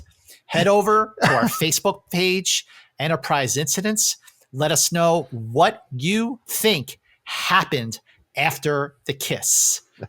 And now we continue with our regularly scheduled program. I want the question to be, did Khan and McGivers go to dinner, or did Khan and McGivers go to dinner? I think that should be the question. But yeah. Well, and I think what this also brings up is that what are Khan's feelings about McGivers and how do they evolve? Right. Like, in my opinion, by the end, he does have genuine affection for her. That's really clear. Yeah. My personal opinion is that at the beginning, while he might be attracted to her, this is a tool to get power. Right at the beginning. Conflicting emotions, as you said. Yeah, multiple. We're at dinner. This might be my favorite scene in the whole episode. It is such a great scene. Absolutely, great scene. And it is a conversation about Khan's journey, and Khan's answer about why he's doing it is adventure, Captain, adventure. There was little else left on Earth. And Spock says, there was the war to end tyranny. Many considered that a noble effort. So Spock is going in for the kill. Spock is not being subtle at all. He is not tiptoeing around anything. He's going right in. And he's seeking facts for his theory, as you said earlier. Scott, but this is an incredible scene, very well written, very well acted. The building tension is just very gripping. This is just what makes Star Trek one of the best written series, I think, ever. Well, and speaking of writing, just these two paired lines is a good example of how well written this scene is. Tyranny, sir? Or an attempt to unify humanity? Unify, sir? Like a team of animals under one whip? The repetition of the word "sir" is what makes it two good lines that work well together. And what I love too at this moment, and this is, of course, this is the essence of Khan and how you feel about him, is like Khan believes that he would be the great leader that would unify the planet and make everything better. Yeah, that's what he thinks.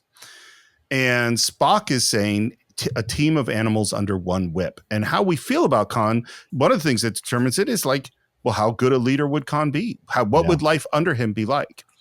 The other thing that's so interesting is at the moment that Spock says that, Khan looks to Kirk. Yep. I think that is a great, great bit of acting and direction and editing in that moment. Well, and this is something that occurred to me as I was watching the episode. Based off this dinner, and by the way, Star Trek has great dinner scenes always, right? I mean, the Star Trek 6 Romulan ale dinner scene is fantastic. Oh, yeah, the undiscovered country. Yeah, the undiscovered. But this is, Spock is quite, like, subtly always the one who kind of outthinks Khan. And remember the Matara Nebula, he's like, unless... Right. The two-dimensional, he's the one that's analyzing Khan, right? Kirk is going, yes, Kirk's intelligent. Kirk is certainly analyze things or whatever, but Kirk likes to fly from his gut. And Spock is invaluable in this episode and in Star Trek 2 in how to handle Khan and kind of outmaneuver Khan. And he's the one that gets Khan to break. And that's Khan pulls himself back, and that's why he goes to Kirk. He goes, very smart to let your second in command do this and blah, blah, blah. So it's pretty cool. Yeah. I'm glad you brought up that line from the end, which because that is one of my questions is, did Kirk and Spock plan this out? Yes. And I think they did. Absolutely. I think this was all planned out. Oh, totally. Is Kirk literally said, I want you to take him to task on these points and see if we can get him to say some more. Montalban's performance, I'm just going to keep saying, is so great. The way he goes into explaining what was happening. He says, I know something of those years. Remember, it was a time of great dreams, of great aspiration. To which Spock replies, under dozens of petty dictatorships. Sounds familiar. It sounds familiar, Steve. Yeah. And now Khan is starting to come out, that arrogance and the truth is starting to come out. And he says, ego. The ego. One man would have ruled eventually. As Rome under Caesar, think of its accomplishments. What's so interesting about that is that falls so much into, which we're only starting to kind of reassess, but the great man view of history and the great civilization view of history is that Caesar and Rome were essentially a good. And we have or Alexander. It's like, well, these are people that conquered a whole bunch of other people, and killed a lot of people. And were there great things about Rome? Absolutely. Great art, great architecture, laws, roads, aqueducts, all that stuff. Great. Were there bad things about Rome? Absolutely.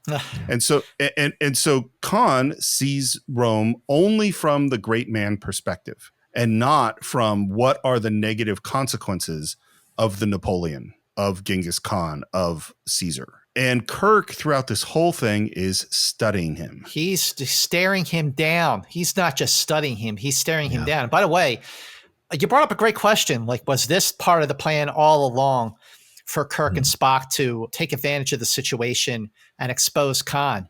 I don't think that was the plan. I think it happened organically. Because when McCoy first shows up and says, very impressive, and Kirk says, oh, yeah, it was McGivers' idea. I think Kirk would have told McCoy the plan because maybe he would have had McCoy kind of going for the kill as well. I think that all this just happened organically. I don't think that Kirk and Spock had that it was their motive from the beginning to kind of dig at Khan. And we have this line that you mentioned, John, where Khan sort of sits back and realizes what's going on. And he says, you are an excellent tactician, Captain. You let your second in command attack while you sit and watch for weakness. To which Kirk's reply is, you have a tendency to express ideas in military terms, Mr. Khan. This is a social occasion. It has been said that social occasions are only warfare concealed. Many prefer it more honest, more open. And he's basically telling Kirk, come on, what do you got? And Kirk goes, all right, fine. You fled. Why? Were you afraid? Khan just shakes his head, takes his drink. I've never been afraid. But you left at the very time mankind needed courage. And Khan just breaks it, smashes his fist down. We offered the world order. And Kirk looks at him. I gotcha. It is such a Few Good Men moment, is that they totally baited Khan into admitting what they wanted him to admit. And Khan's saying, you can't handle the truth. And Kirk is going, I want the truth. Yep. And the thing that my note here was, I just wrote, you can tell that Shatner loves acting with Montalban. Oh, yes. Absolutely. See the joy of it. And this is why, of course, this is who the greatest bad guy. In one episode, you could just see that this is it. This is the person who is Kirk's nemesis. And this is why we're going to make a movie out of this. and I love the moment after where Khan realizes that they baited him and he took the bait and he smiles and he says, excellent. Like, well done, Captain Kirk. Yeah, not bad for an inferior person. And then Khan uses the same damn excuse. But if you will excuse me, gentlemen, ladies, I grow fatigued again. Which he's not. He's not fatigued. No, he's not fatigued. He needs to do some damage control, and he needs to compose himself, and he needs privacy to do that. And so he's back in his quarters, and in comes Marla. I wanted to apologize. They had no right to treat you that way. which is fair. They did launch a 2-prong attack on him. Yeah, they went after him. Was it fair? Was it fair with what Kirk and Spock did? No. I mean, but there's a lot of tension there. Mm-hmm. There's so much about that period of time. And Kirk and Spock are thinking like, this guy who fled the Earth is now here in the 23rd century. What are we dealing with here? I mean, it's not just their curiosity, it's their duty. They got to know. I should say that this scene with Marla and Khan in Khan's quarters is the heart of what we could argue about in terms of the way all of this is portrayed. It's no mystery to me. I know exactly who you are. And you see his reaction of, I would say, fear. Right. Is that Khan goes, wait, I'm Khan Noonien Singh? I think that's what his face. Really? Yeah. Okay. I don't.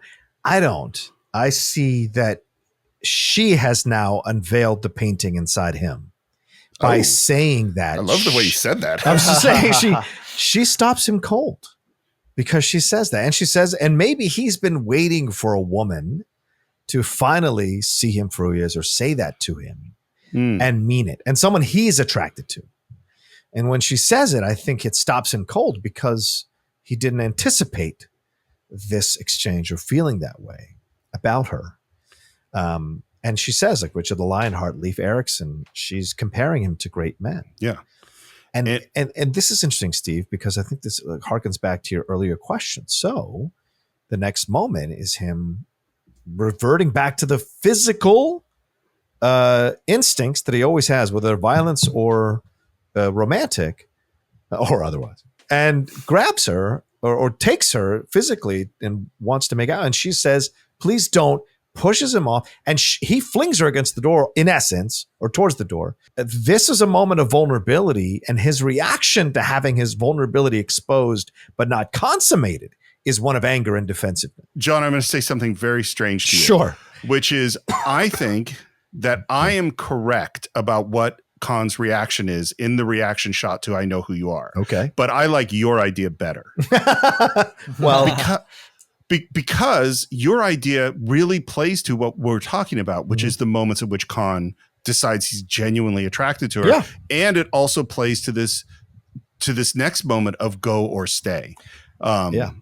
And if I could be even more revealing, I have had moments like this with women in the past. I have been the old man you see now, ladies and gentlemen, isn't the passionate Roka of his 20s and 30s. I mean, I have felt my power in moments when I was younger, and I identify with a lot of what Khan is doing in certain moments in this episode. Certainly not taking over the ship or the more brutal moments, but certainly that feeling of meeting someone that you feel a passion for.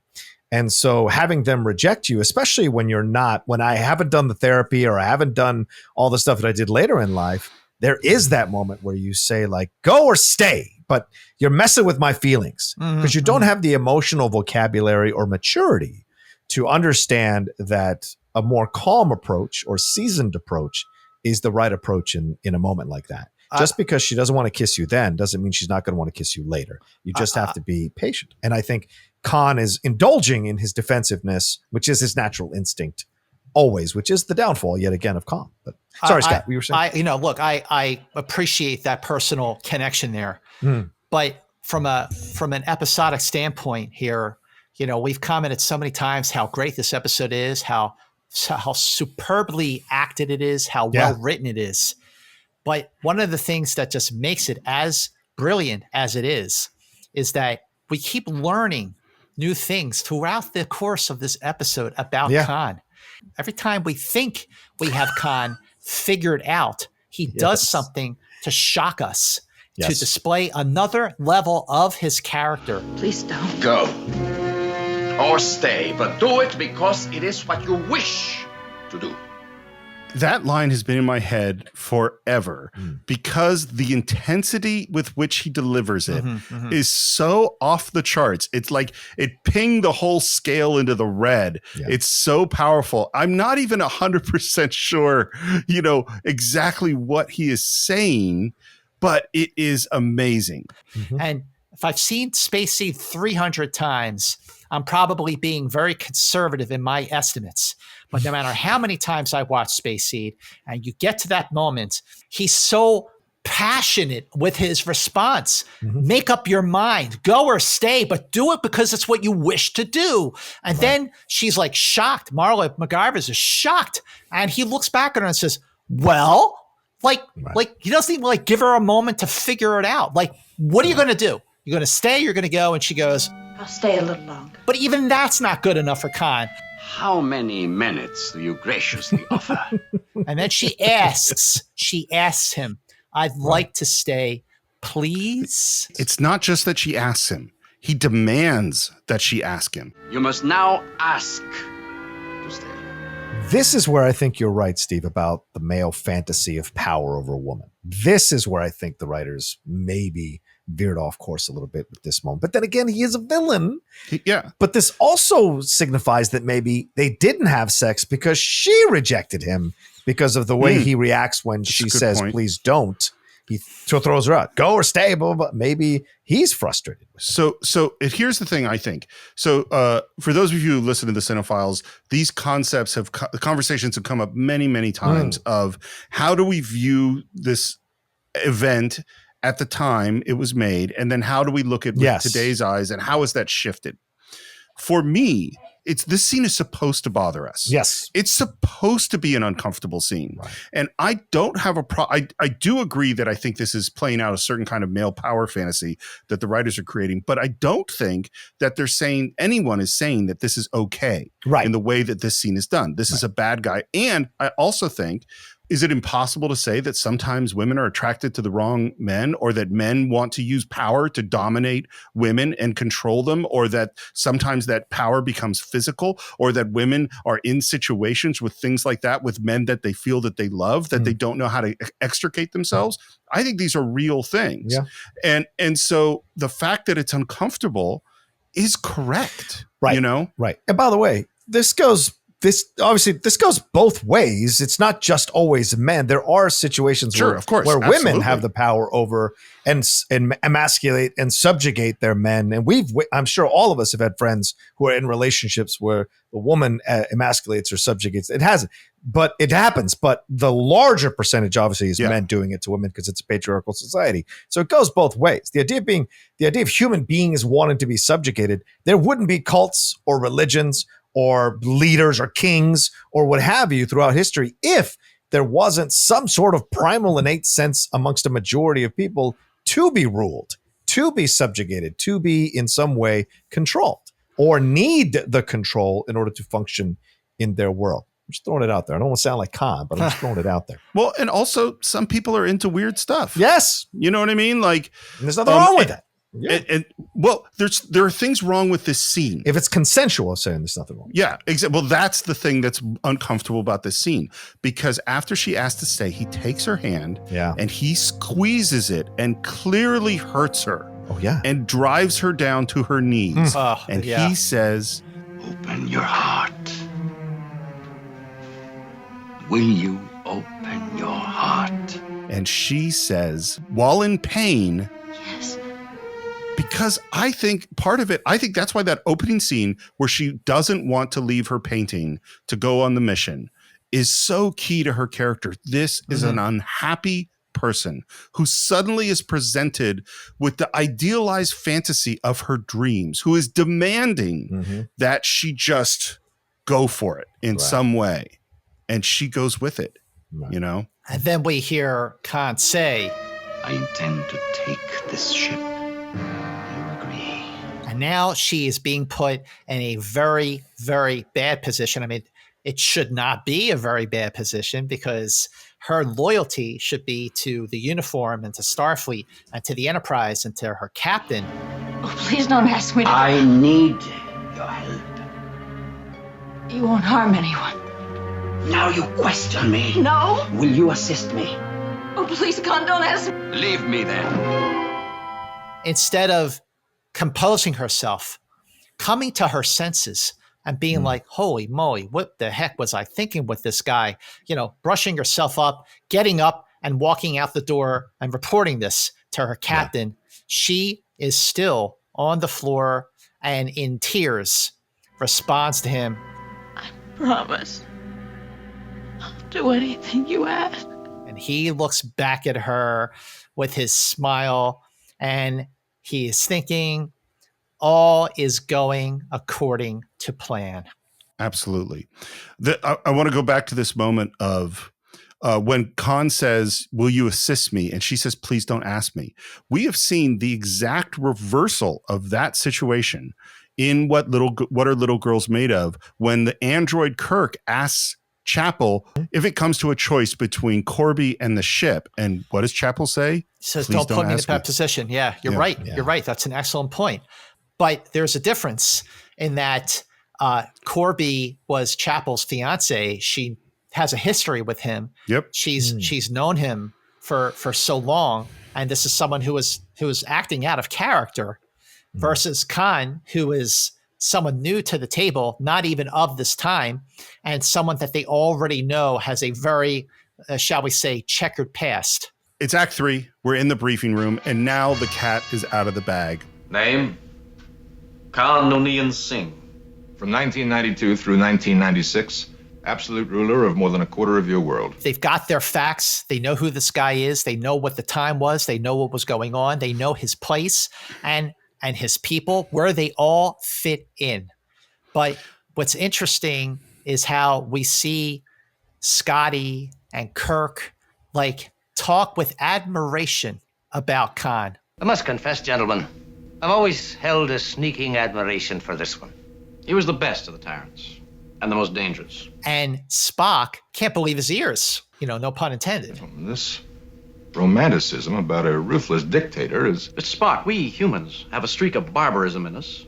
Appalling, but there, nevertheless. I think, by the way, it's a really good scene. And I also think that Spock's out of character here, because there are other episodes where Spock does exactly what they're doing and describing positive qualities of a bad guy.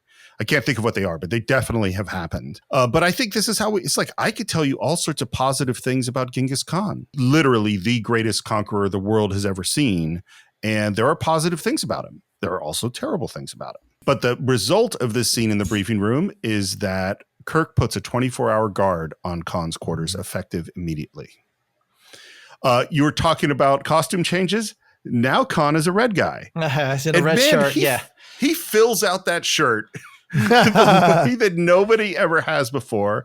And he's doing some strange kind of meditation when Kirk enters and sits across from him. And Khan says, My door. Locked from outside, a guard posted. Unusual treatment for Khan Noonien Singh. And Khan just knows, you figured me out. And there's a crucial line here. In fact, I am surprised how little improvement there has been in human evolution. Oh, there has been technical advancement, but how little man himself has changed. That line is so true at so many levels. It is not just for this episode, but it is for where we are in this 21st century at this moment. All the technology that we have, that we've got the internet and we've got, sending people into space, and yet humanity is still the same. There's still this massive division. The political strife that Khan refers to in the 90s is something that we are seeing with our own eyes, how little man has changed. All these technological advancements between when this episode aired in 1967 to August of 2021, and how little man has changed. It's such a poignant line. well, evolutionarily, we're the same. Yeah. That change is way too slow. And this is one of the things is humans look back at the barbaric past and go, oh, well, obviously we would never do that. And it's like, no, you would have. If you had been raised at that time, the odds are you would have behaved that way. Mm-hmm. And the thing that I always think about is I love the fact that in Dungeons and Dragons, it's another geeky reference, they split intelligence and wisdom in your characteristics because they're not the same thing. And that you can learn from a book or the internet all sorts of information that you didn't have to earn. You know what I mean? It's just out there and you could know it. And you could know how to use the computer or drive a car and even how a spaceship works, even though you invented none of those things. But wisdom, mostly you have to earn on your own. You know, you have to develop that yourself through life experience. Yes, you can learn some things from reading a book, watching an episode of Star Trek. Absolutely. But it's not the same as knowledge. Knowledge is easier to get and more readily available than wisdom. And I love too because the last thing he says after talking about how little man has changed, he says to Kirk, "Yes, it appears we will do well in your century, Captain." And Kirk gets up. Do you have any other questions? Thank you. They've all been answered. Kirk walks out. He locks the door. He walks away. Clearly, Kirk has a lot on his mind. And the guard is standing at attention outside Khan's door. And again, we see Khan summon his inner strength, just like he did when he came to in sickbay. And now we are going to see the product of that strength when he rips the door open. And before the security guard can come to attention and take out his phaser, Khan smacks him so hard he flips over. Who knows if he even was still alive? Because it's a great stunt, by the way. Yeah, it is definitely a great stunt. And then we're in the transporter room, and there is McGivers with a phaser and gets the guy to move away. And then Khan enters and basically, I think, does his own version of a Vulcan neck pinch to take the guy out, you know, and we're down on the Botany Bay, waking up his crew. Trip is over. The battle begins again. Only this time is not the world who win. It's the universe. Wow. What a line. What a great line. Great dialogue. Great writing. We're back up on the bridge and we hear Khan has escaped. I mean, boom. Like, that's it. Like, whoa. And from that moment, every decision that Kirk makes, Khan was one step ahead of him. He knew what Kirk was going to do because of that superior intellect. And then he goes to the turbo elevator, which a little technical flaw in the Enterprise that elevator is the only way off the bridge. But then he tries to flood the decks with neural gas. Can't. He's cut off the systems. Khan had it all worked out, and he did it in really record time. Not bad for someone who hasn't been, who's just waking up in the 23rd century. And so he calls down to engineering to Scotty, the miracle worker, who tries to answer and immediately gets knocked out. He's not able to answer you at the moment, Captain. Your ship is mine. I have shut off the life support system to your bridge. Your air should be getting quite thin by now. Again, I love the way they wrote this. You surrender the bridge? Negative. Academic, Captain. I love the word academic, and I love how Montalban delivers it. Yeah. And then we have a big music sting, and that is the end of Act 3. My note here is literally, this is what I wrote. Great episode of TV. Yes. And it absolutely is, which is why 300 times, that is a conservative estimate on how many times I've seen this episode. It's Act 4. We're right back on the bridge. Kirk is giving his log, and we see that almost everyone is already unconscious. Uhura's out. Kirk is recommending people for commendations, including Uhura, other technicians on the bridge, and of course, Mr. Spock. And the last thing Kirk says before losing consciousness, before in his mind probably dying, he says, "I take full responsibility." He says it twice. And now we're with Khan. Nothing ever changes except man. Which is weird because that's kind of what he said wasn't changing in the previous scene with Kirk. Yeah. And we see that, hey, Uhura is alive, McCoy is there, Scotty is there, Mr. Spock is there. Your technical accomplishments improve a mechanical device and you may double productivity.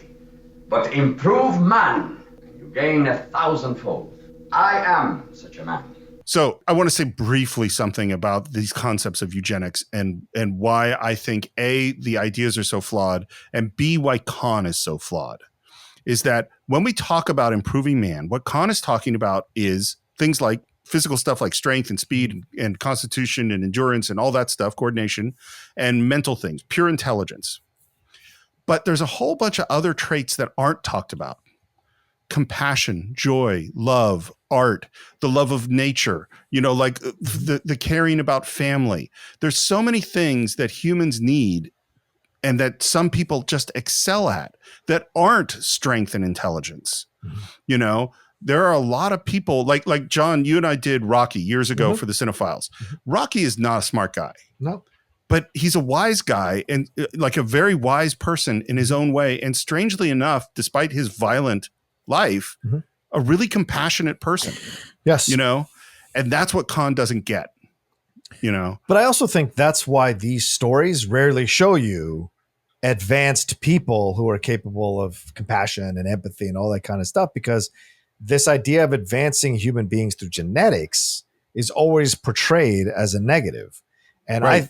I look forward to the day we see a sci-fi situation where we do advance people with that. So Steve, if you, and now let's take your point to the next logical step, which is, okay, what if we could create advanced men who were capable of compassion and empathy and at higher levels and create the Gene Roddenberry fantasy future that he wants to have in his original series?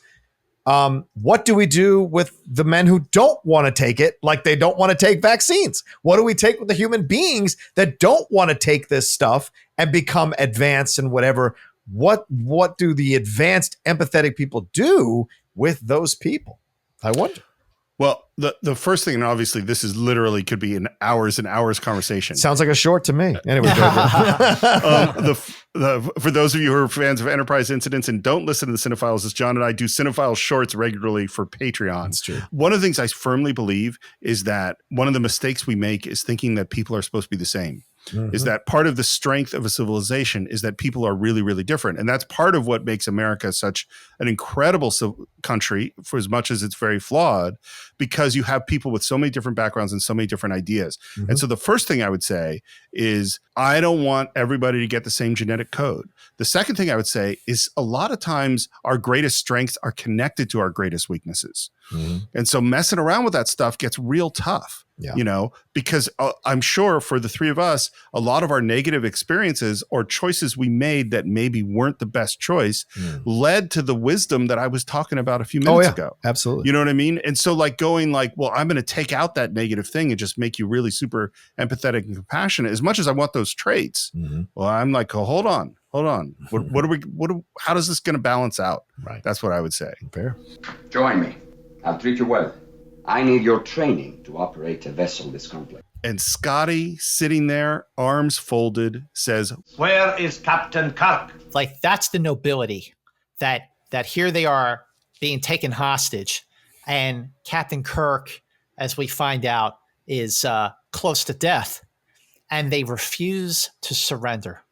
Even when Khan's people inflict physical harm, like when Joaquin, played by Mark Tobin in this episode, and he's played by Judson Scott in the movie The Wrath of Khan, when he slaps Uhura and the look that she gives him, that they are not going to give in, even with Captain Kirk in dire straits. I think the way the crew is together in this moment and Uhura's courage in this moment is amazing. And it also shows why Khan is full of it and a terrible dictator, because he immediately, this is the only way he knows to rule is with power. That's all he's got.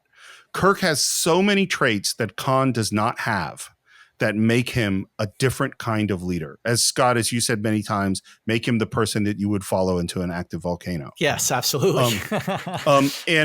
But Khan has learned at least this one thing. I should have realized that suffocating together on the bridge would create heroic camaraderie among you. But it is quite a different thing to sit by and watch it happening to someone else. Engage the viewing screen. And there is Kirk in the sickbay's decompression chamber, and the pressure is going down, and he looks in really, really bad shape. And Khan says, your captain will die. That decompression chamber was built on stage 9, where the Enterprise set is, not on stage 10. So even though it was a new set, It was on the Stage 9 set, which is what kept this as a bottle show. They didn't have to use Stage 10 like they did for the Botany Bay scene. Just a little FYI there. If you join me, Mr. Spock, I will save his life. And the look from Nimoy is just like so strong and totally disapproving. You know what I mean? Yeah. And Khan is starting to lose his temper. My vessel was useless. I need you and yours to select a colony planet, one with a population willing to be led by us. To be conquered by you. Because that's what it's all about for Khan. And then he has fully lost it. Each of you in turn will go in there, die, while the others watch. And nothing. He gets nothing from them. But the reaction you get is not from the senior officers. The reaction you get is from McGivers. The reality is hitting her. She has a crisis of conscience. Yeah. She sees what Khan is doing to her captain. She sees Uhura is smacked, and she realizes the severity of the situation. She has a crisis of conscience. She is now going to try to do some damage control. If not, certainly it's past the point of no return for her. Mm-hmm. But if she had not done what she is about to do, then things would have turned out very bleak for the crew of the Enterprise. Khan, there's no reason I must watch this, is there? I think the line that Khan says when she asked to leave is really interesting. He says, "But I hoped you would be stronger." Right. It's an interesting line. And then we lose the video. I don't quite know why, of Kirk.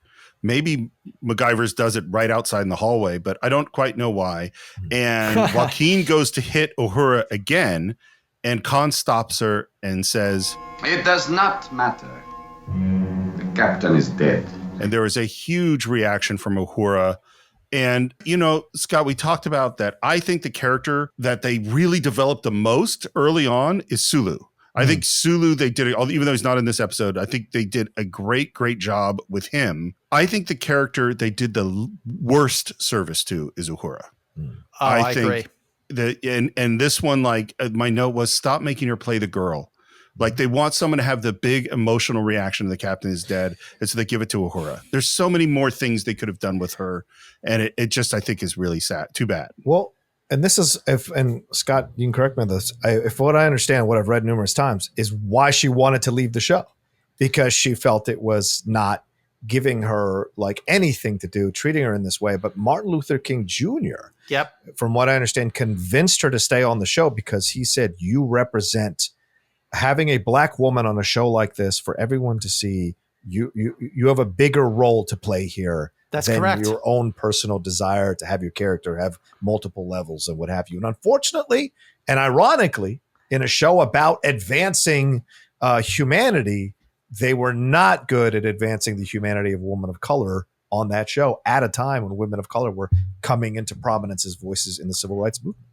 Well, she definitely, you're right, John. She did want to leave the show because she felt like she wasn't given enough to do other than say hailing frequencies open. Yeah. And when she was at a function and she met Martin Luther King and she said that she was thinking about leaving because she felt like her character was underwritten, underutilized, not appreciated. And he just sort of said, you have to stay. You're the presence of a black woman on the bridge of a vessel like this in the future says so very much for a TV show airing in the late 1960s when that era's civil rights movement was at its peak. Yeah. So she stayed.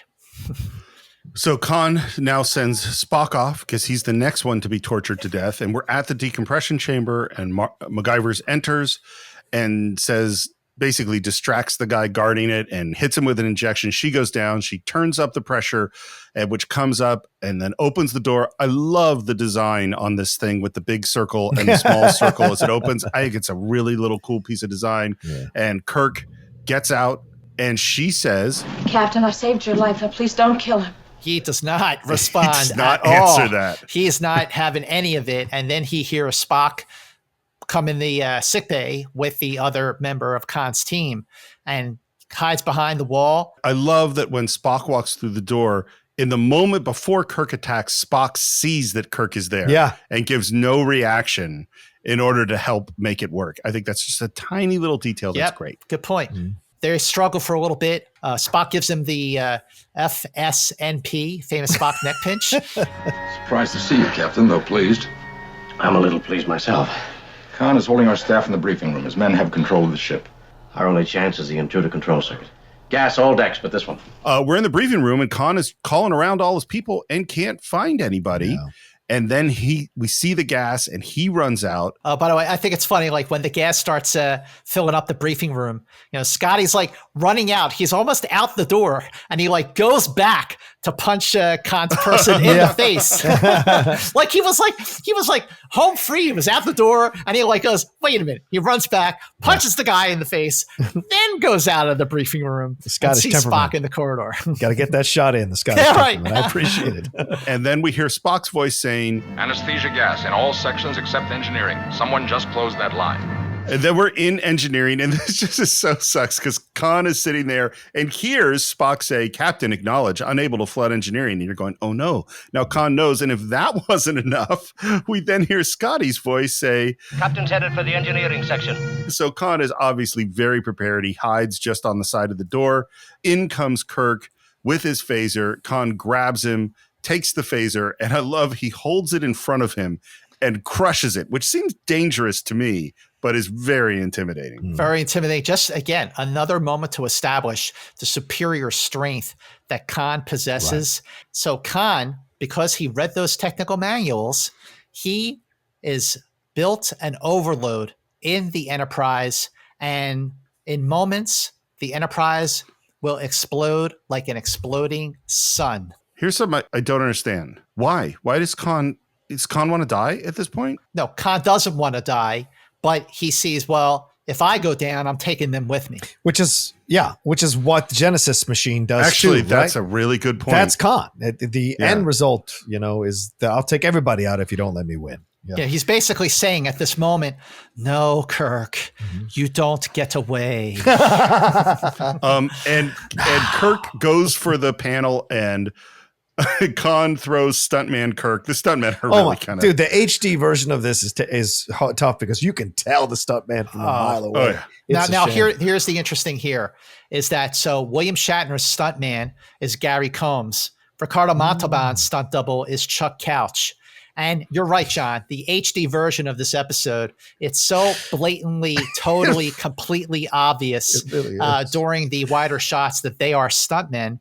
And it is the exact same effect that was unfortunately used in Court Martial, where when Kirk and Finney are fighting in engineering, just like this, they are obviously stuntmen. Both of these episodes were directed by Mark Daniels. So nothing against Mark Daniels, but when it comes to kind of doing the close-up shots with the pullback shots, he just wasn't good at hiding the fact that they were stuntmen.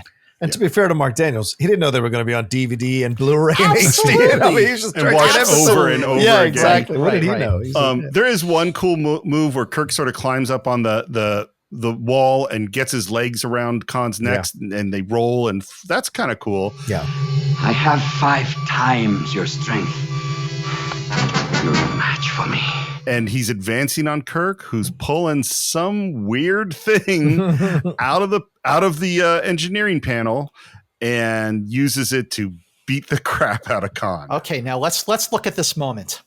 His knowledge of the Enterprise from what he read in sickbay, he learned enough where he was able to figure out how to self-destruct the Enterprise. Right. But what is it that Spock says in The Wrath of Khan? That Khan suffers from two-dimensional thinking. And there is also something that we see happen in The Wrath of Khan, where this scene where Kirk takes out that contraption and uses it as a weapon to bludgeon Khan. So in Star Trek II, The Wrath of Khan, Khan takes over the Reliant, launches a surprise attack on the Enterprise, almost destroys it. And while Khan negotiates with Kirk to beam over along with the Genesis device, what does Kirk do? He uses something about the Enterprise that Khan does not know to defeat Khan. And that is what Kirk did in this scene Right. in engineering. There was something about the Enterprise that Khan did not know, and Kirk was smart enough to figure out what that was in a moment of high drama, and ultimately was able to defeat Khan. And all that's missing is for someone to say, Kirk, you did it. And for Kirk to say, I did nothing except get caught with my britches down.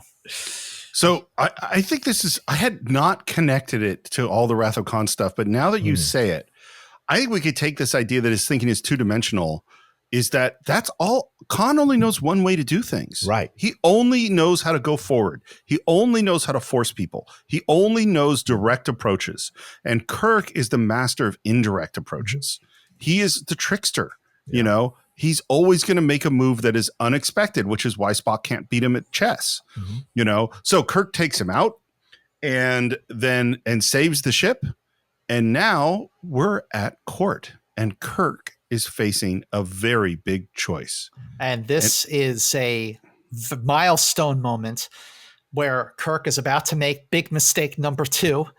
Again, he meant well.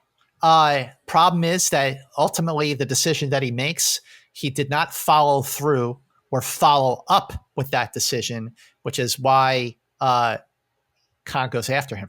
Under the authority vested in me by Starfleet Command, I declare all charges and specifications in this matter have been dropped. I don't understand why Kirk has this authority all on his own to decide this thing. It seems like he would want to have a little bit more. I don't think he should drop the charges. I think this is the wrong decision. But I think it's a great scene and a great decision in terms of TV. Jim, Reed, you have the authority. Mr. Spock, I believe our heading takes us near the Ceti Alpha star system. Quite correct, Captain. Planet number 5 there is habitable, although a bit savage, somewhat inhospitable. But no more than Australia's Botany Bay colony was at the beginning. Those men went on to tame a continent, Mr. Khan. Can you tame a world? I love Khan's response. Have you ever read Milton, Captain? And Kirk just nods. Yes, I understand. So, John, one of our discoveries in the course of the show, which I don't know if we've mentioned, but that Kirk at Starfleet Command was a nerd. Kirk was a stack of books with legs. That's how Gary Mitchell describes him. And he also says that he was so serious, he was absolutely grim at Starfleet Academy. And there's another line, Scott, that we haven't focused on, which is before Gary Mitchell describes Kirk as a stack of books with legs, he's reading just where Khan reads in sickbay, and he says, I've been reading all that long hair stuff you like. Kirk liked to read long hair stuff like Milton. Right. That's a great point. That's a great point. And that is why all Khan had to say was, have you ever read Milton? Because, yes, Kirk did, in fact, read Milton because he was a nerd. By the way, I've read Milton, and if someone said, have you ever read Milton, I would never have come up with this. Like, it's a really tough book. And so the fact that Kirk figured this out is pretty cool. And then he offers Lieutenant McGivers the choice. Given a choice of court-martial or accompanying them there, It will be difficult. A struggle at first, even to stay alive, to find food. And she says, I'll go with him. And he says, a superior woman, I will take her. And I've gotten something else I wanted. A world to win, an empire to build. So I totally understand why this episode ends this way, with Marla McGivers going with Khan. And obviously, we don't have Wrath of Khan, the greatest Star Trek film ever made, without her making that choice. I don't think it's the right choice. I think in terms of Khan's a bad guy, and she turned against him, and I think she should say, no, I'm going to face the consequences of my action. I'm not going with you. If I were writing the script. What? Why? Why would you do that? That's such a boring ending.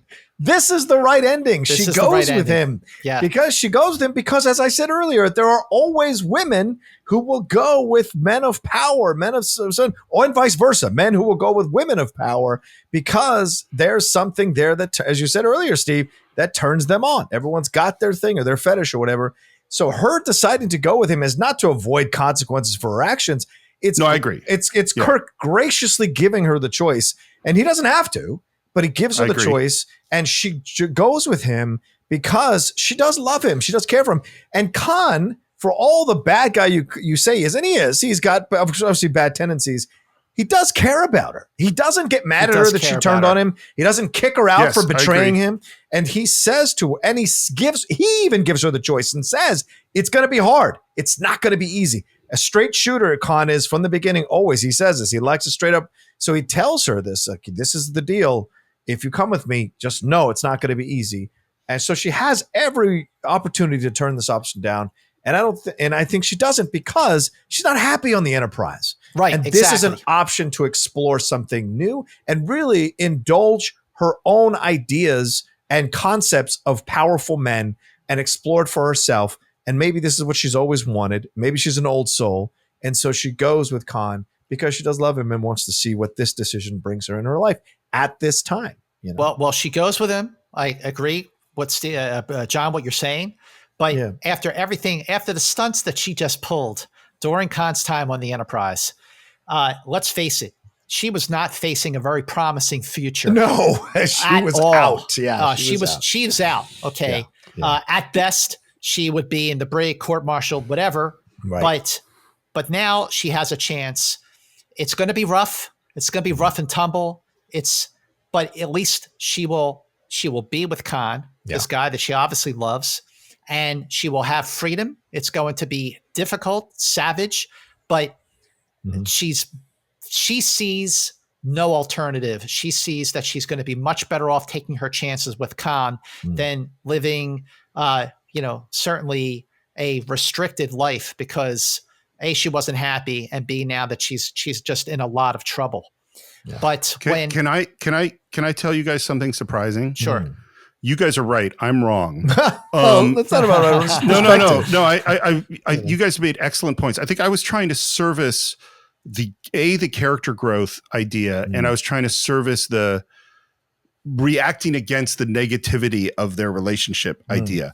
But you guys are actually 100% right. It's better this way. And another reason it's better this way is she's actually leaving the 23rd century. Mm-hmm. She's going back to an earlier time, which is what she wants. Which is what, it's a great bookend to when we first see McGivers in her quarters with all these sculptures and all these paintings of classic male warriors. And now she's going to be in a situation where humanity for her will revert to that time, basically. Yeah. She's going to be in a more physically primitive society where men were men. And especially the man that she loves. And we mentioned this moment of have you read Milton, but we haven't actually said what it is. And people wouldn't probably understand it unless Scotty walked up and said, "It's a shame for a good Scotsman to admit it, but I'm not up on Milton." The statement Lucifer made when he fell into the pit. It is better to rule in hell than serve in heaven. And that actually comes from Milton's extremely long poem, Paradise Lost. Yeah. And Kirk is paraphrasing Satan's speech, which is really, here we may reign secure and in my choice. To reign is worth ambition, though in hell, better to reign in hell than serve in heaven. And one bit of dialogue that never made it to the final teleplay. But it was in that James Blish story that was published in that early Star Trek book because he was working from an earlier version of the outline or of the screenplay. So in an early draft of the script, Kirk comments, check this out, guys. Kirk comments that he hopes the crop won't spring out of the ground and come looking for them. Which is exactly what happens. Well, and it's here that we find the meaning of the title. Would be interesting, Captain, to return to that world in 100 years and learn what crop had sprung from the seed you planted today. Yes, Mr. Spock, it would indeed. And we have reached the end of not only one of the greatest episodes of Star Trek, but one of the most epic conversations in the history of Enterprise incidents. No question about it. And again, to have this conversation with the two of you guys, John, to have you back on Enterprise incidents, but also to come full circle from years ago when I met Steve for the first time and joined you for the first time on the Cinephiles to do our deep dive on Star Trek II, The Wrath of Khan. But what did some of the players in Space Seed feel about this episode? Well, Ricardo Montalban said it was a very happy company and everyone was very cordial. All the regulars were wonderful to me, most helpful, and I loved it. I thought it was well written. It had an interesting concept, and I was delighted it was offered to me. DeForest Kelly said, I really enjoyed working with Ricardo the best. I was privileged. He's a marvelous actor. And one of my favorite people associated with the original Star Trek, someone I've absolutely shown and expressed my admiration to many, many times on Enterprise incidents, is cinematographer Jerry Finnerman. Mm-hmm. Jerry Finnerman said that about Space Seed. That was a wonderful show. It was so good that they made a feature out of it, which was a big time feature. And if you realize it, you take a show like that where there's hardly any action, but you never get tired of it. Now, if you can hold people with that dialogue for 48 minutes, isn't that wonderful? It just goes to show you how strong the writing was on Star Trek. Mm-hmm. So I am really having trouble coming up with my final statement about this episode. I absolutely love it. We've already talked about the writing being fantastic.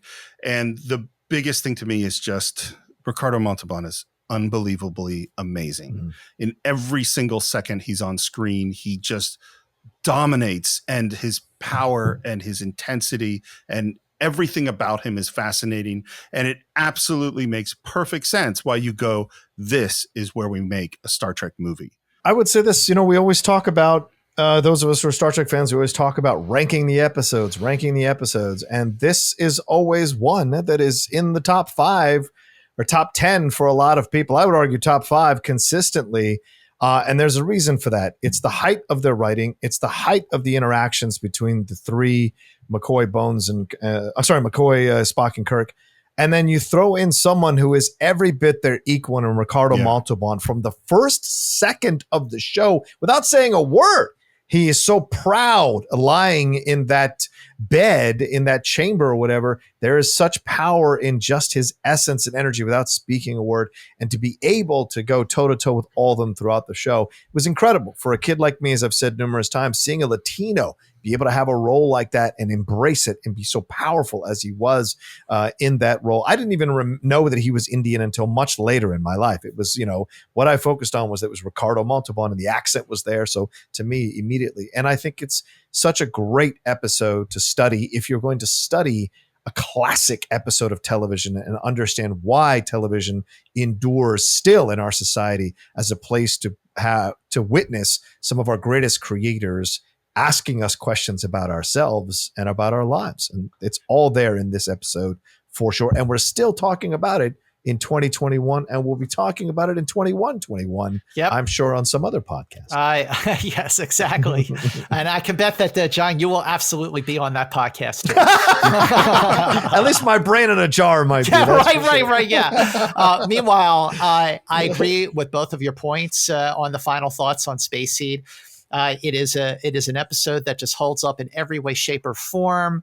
The writing, the acting, the concept, the premise, the dialogue. It is an episode that when you try and imagine what they were looking to do for the second Star Trek film, you can just imagine producer Harv Bennett and director Nicholas Meyer watching Space Seed and going, "That's the one. He tasks me and I shall have him." And to watch Space Seed and Wrath of Khan back to back is something I definitely recommend. And speaking of watching Space Seed and Wrath of Khan back to back, we have a very, very special announcement, which is you've heard throughout this episode that the way Scott and I met was on the Cinephiles talking about Wrath of Khan. It is to this day one of our favorite episodes, one people comment on all the time, and we are going to do something very special, which is release this 4-year-old episode of the Cinephiles on Enterprise Incidents. We're going to put it right here in this feed, so you will be able to watch Space Seed and Wrath of Khan back to back and listen to our discussions of Space Seed and Wrath of Khan back to back. Yeah. And make and sure. I do want to say one thing before Scott, you're always very kind to say, oh, I met Steve through it. If you hadn't said yes, so it comes back to you. If you hadn't said yes when I asked you to be on the Cinephiles and we are still just getting to know each other, I was still starting out in this business. If you hadn't said yes and trusted my judgment about this show, that it would be a good show and to come on and be our guests, none of this, the Enterprise Incidents and your legend as a Cinephiles guest would not have been cemented. So thank you for saying yes, my man. Johnny, thank you so much for asking me, for trusting me. Both of you for trusting me and bringing me on. I know it's turning into a love fest here, but I just am so grateful for both of you. John, you and I have had a lot of good times, my friend. Yes. a lot of good times. And this Agreed. is definitely a very, very special moment for me. And, for everyone who's now listened to our deep dive on Space Seed and everyone who will listen to our deep dive on the Wrath of Khan from the Cinephiles episode, head over to our Facebook page, Enterprise Incidents. Let us know what you think of our deep dive on the Wrath of Khan, also on Space Seed. And in the meantime, Johnny Roca, where can we find you all over this virtual world? Real quick, at The Roca Says on Twitter and on Instagram. I'm on Twitch now, The Outlaw Nation. I'll be doing watch-alongs, maybe of some of these Star Trek movies, because I am an Amazon Prime affiliate, so I can do watch-alongs of them on Twitch. Also, come on over to my YouTube page, youtube.com/John Roca Says. See all the stuff I'm doing there. And finally, my other two podcasts, The Geek Buddies and The Top 10. Thank you guys again for having me on. I love talking Star Trek with you too. John, this has been such a pleasure. Of course, we're going to have you back again. You just have to figure out what your next favorite episode is. Sure. And in the meantime, everyone out there, please subscribe to the show on Apple Podcasts, on Spotify. We also put our episodes up on YouTube, where we love reading your comments and interacting with you there. You can follow the show at Enter Incidents on Twitter, Enterprise Incidents on Instagram. You can follow me at SR Morris on Twitter, SR Morris1 on Instagram. We've already talked about the Cinephiles. Scott, how will people find you? You can follow me on Twitter and Instagram at MovieMance. And please, very, very important for everyone listening, head over to Apple Podcasts and give us a review of Enterprise Incidents. Let us know what you thought of this episode on Space Seed, what you're thinking of Enterprise Incidents so far. Please give us your review on Apple Podcasts, because those reviews really do help us stick out. In the meantime, now that we are getting into this golden period of the original Star Trek, which I think, more than Steve, really shows Star Trek hitting its stride, the next episode that we're going to cover is a doozy. It is another episode that has a lot to say in 1967, a lot to say in 2021, and it is an episode that represents another home run from its producer and co-screenwriter, Gene Kuhn. The episode is A Taste of Armageddon. So please join us on the next episode of Enterprise Incidents, and until then, keep going boldly.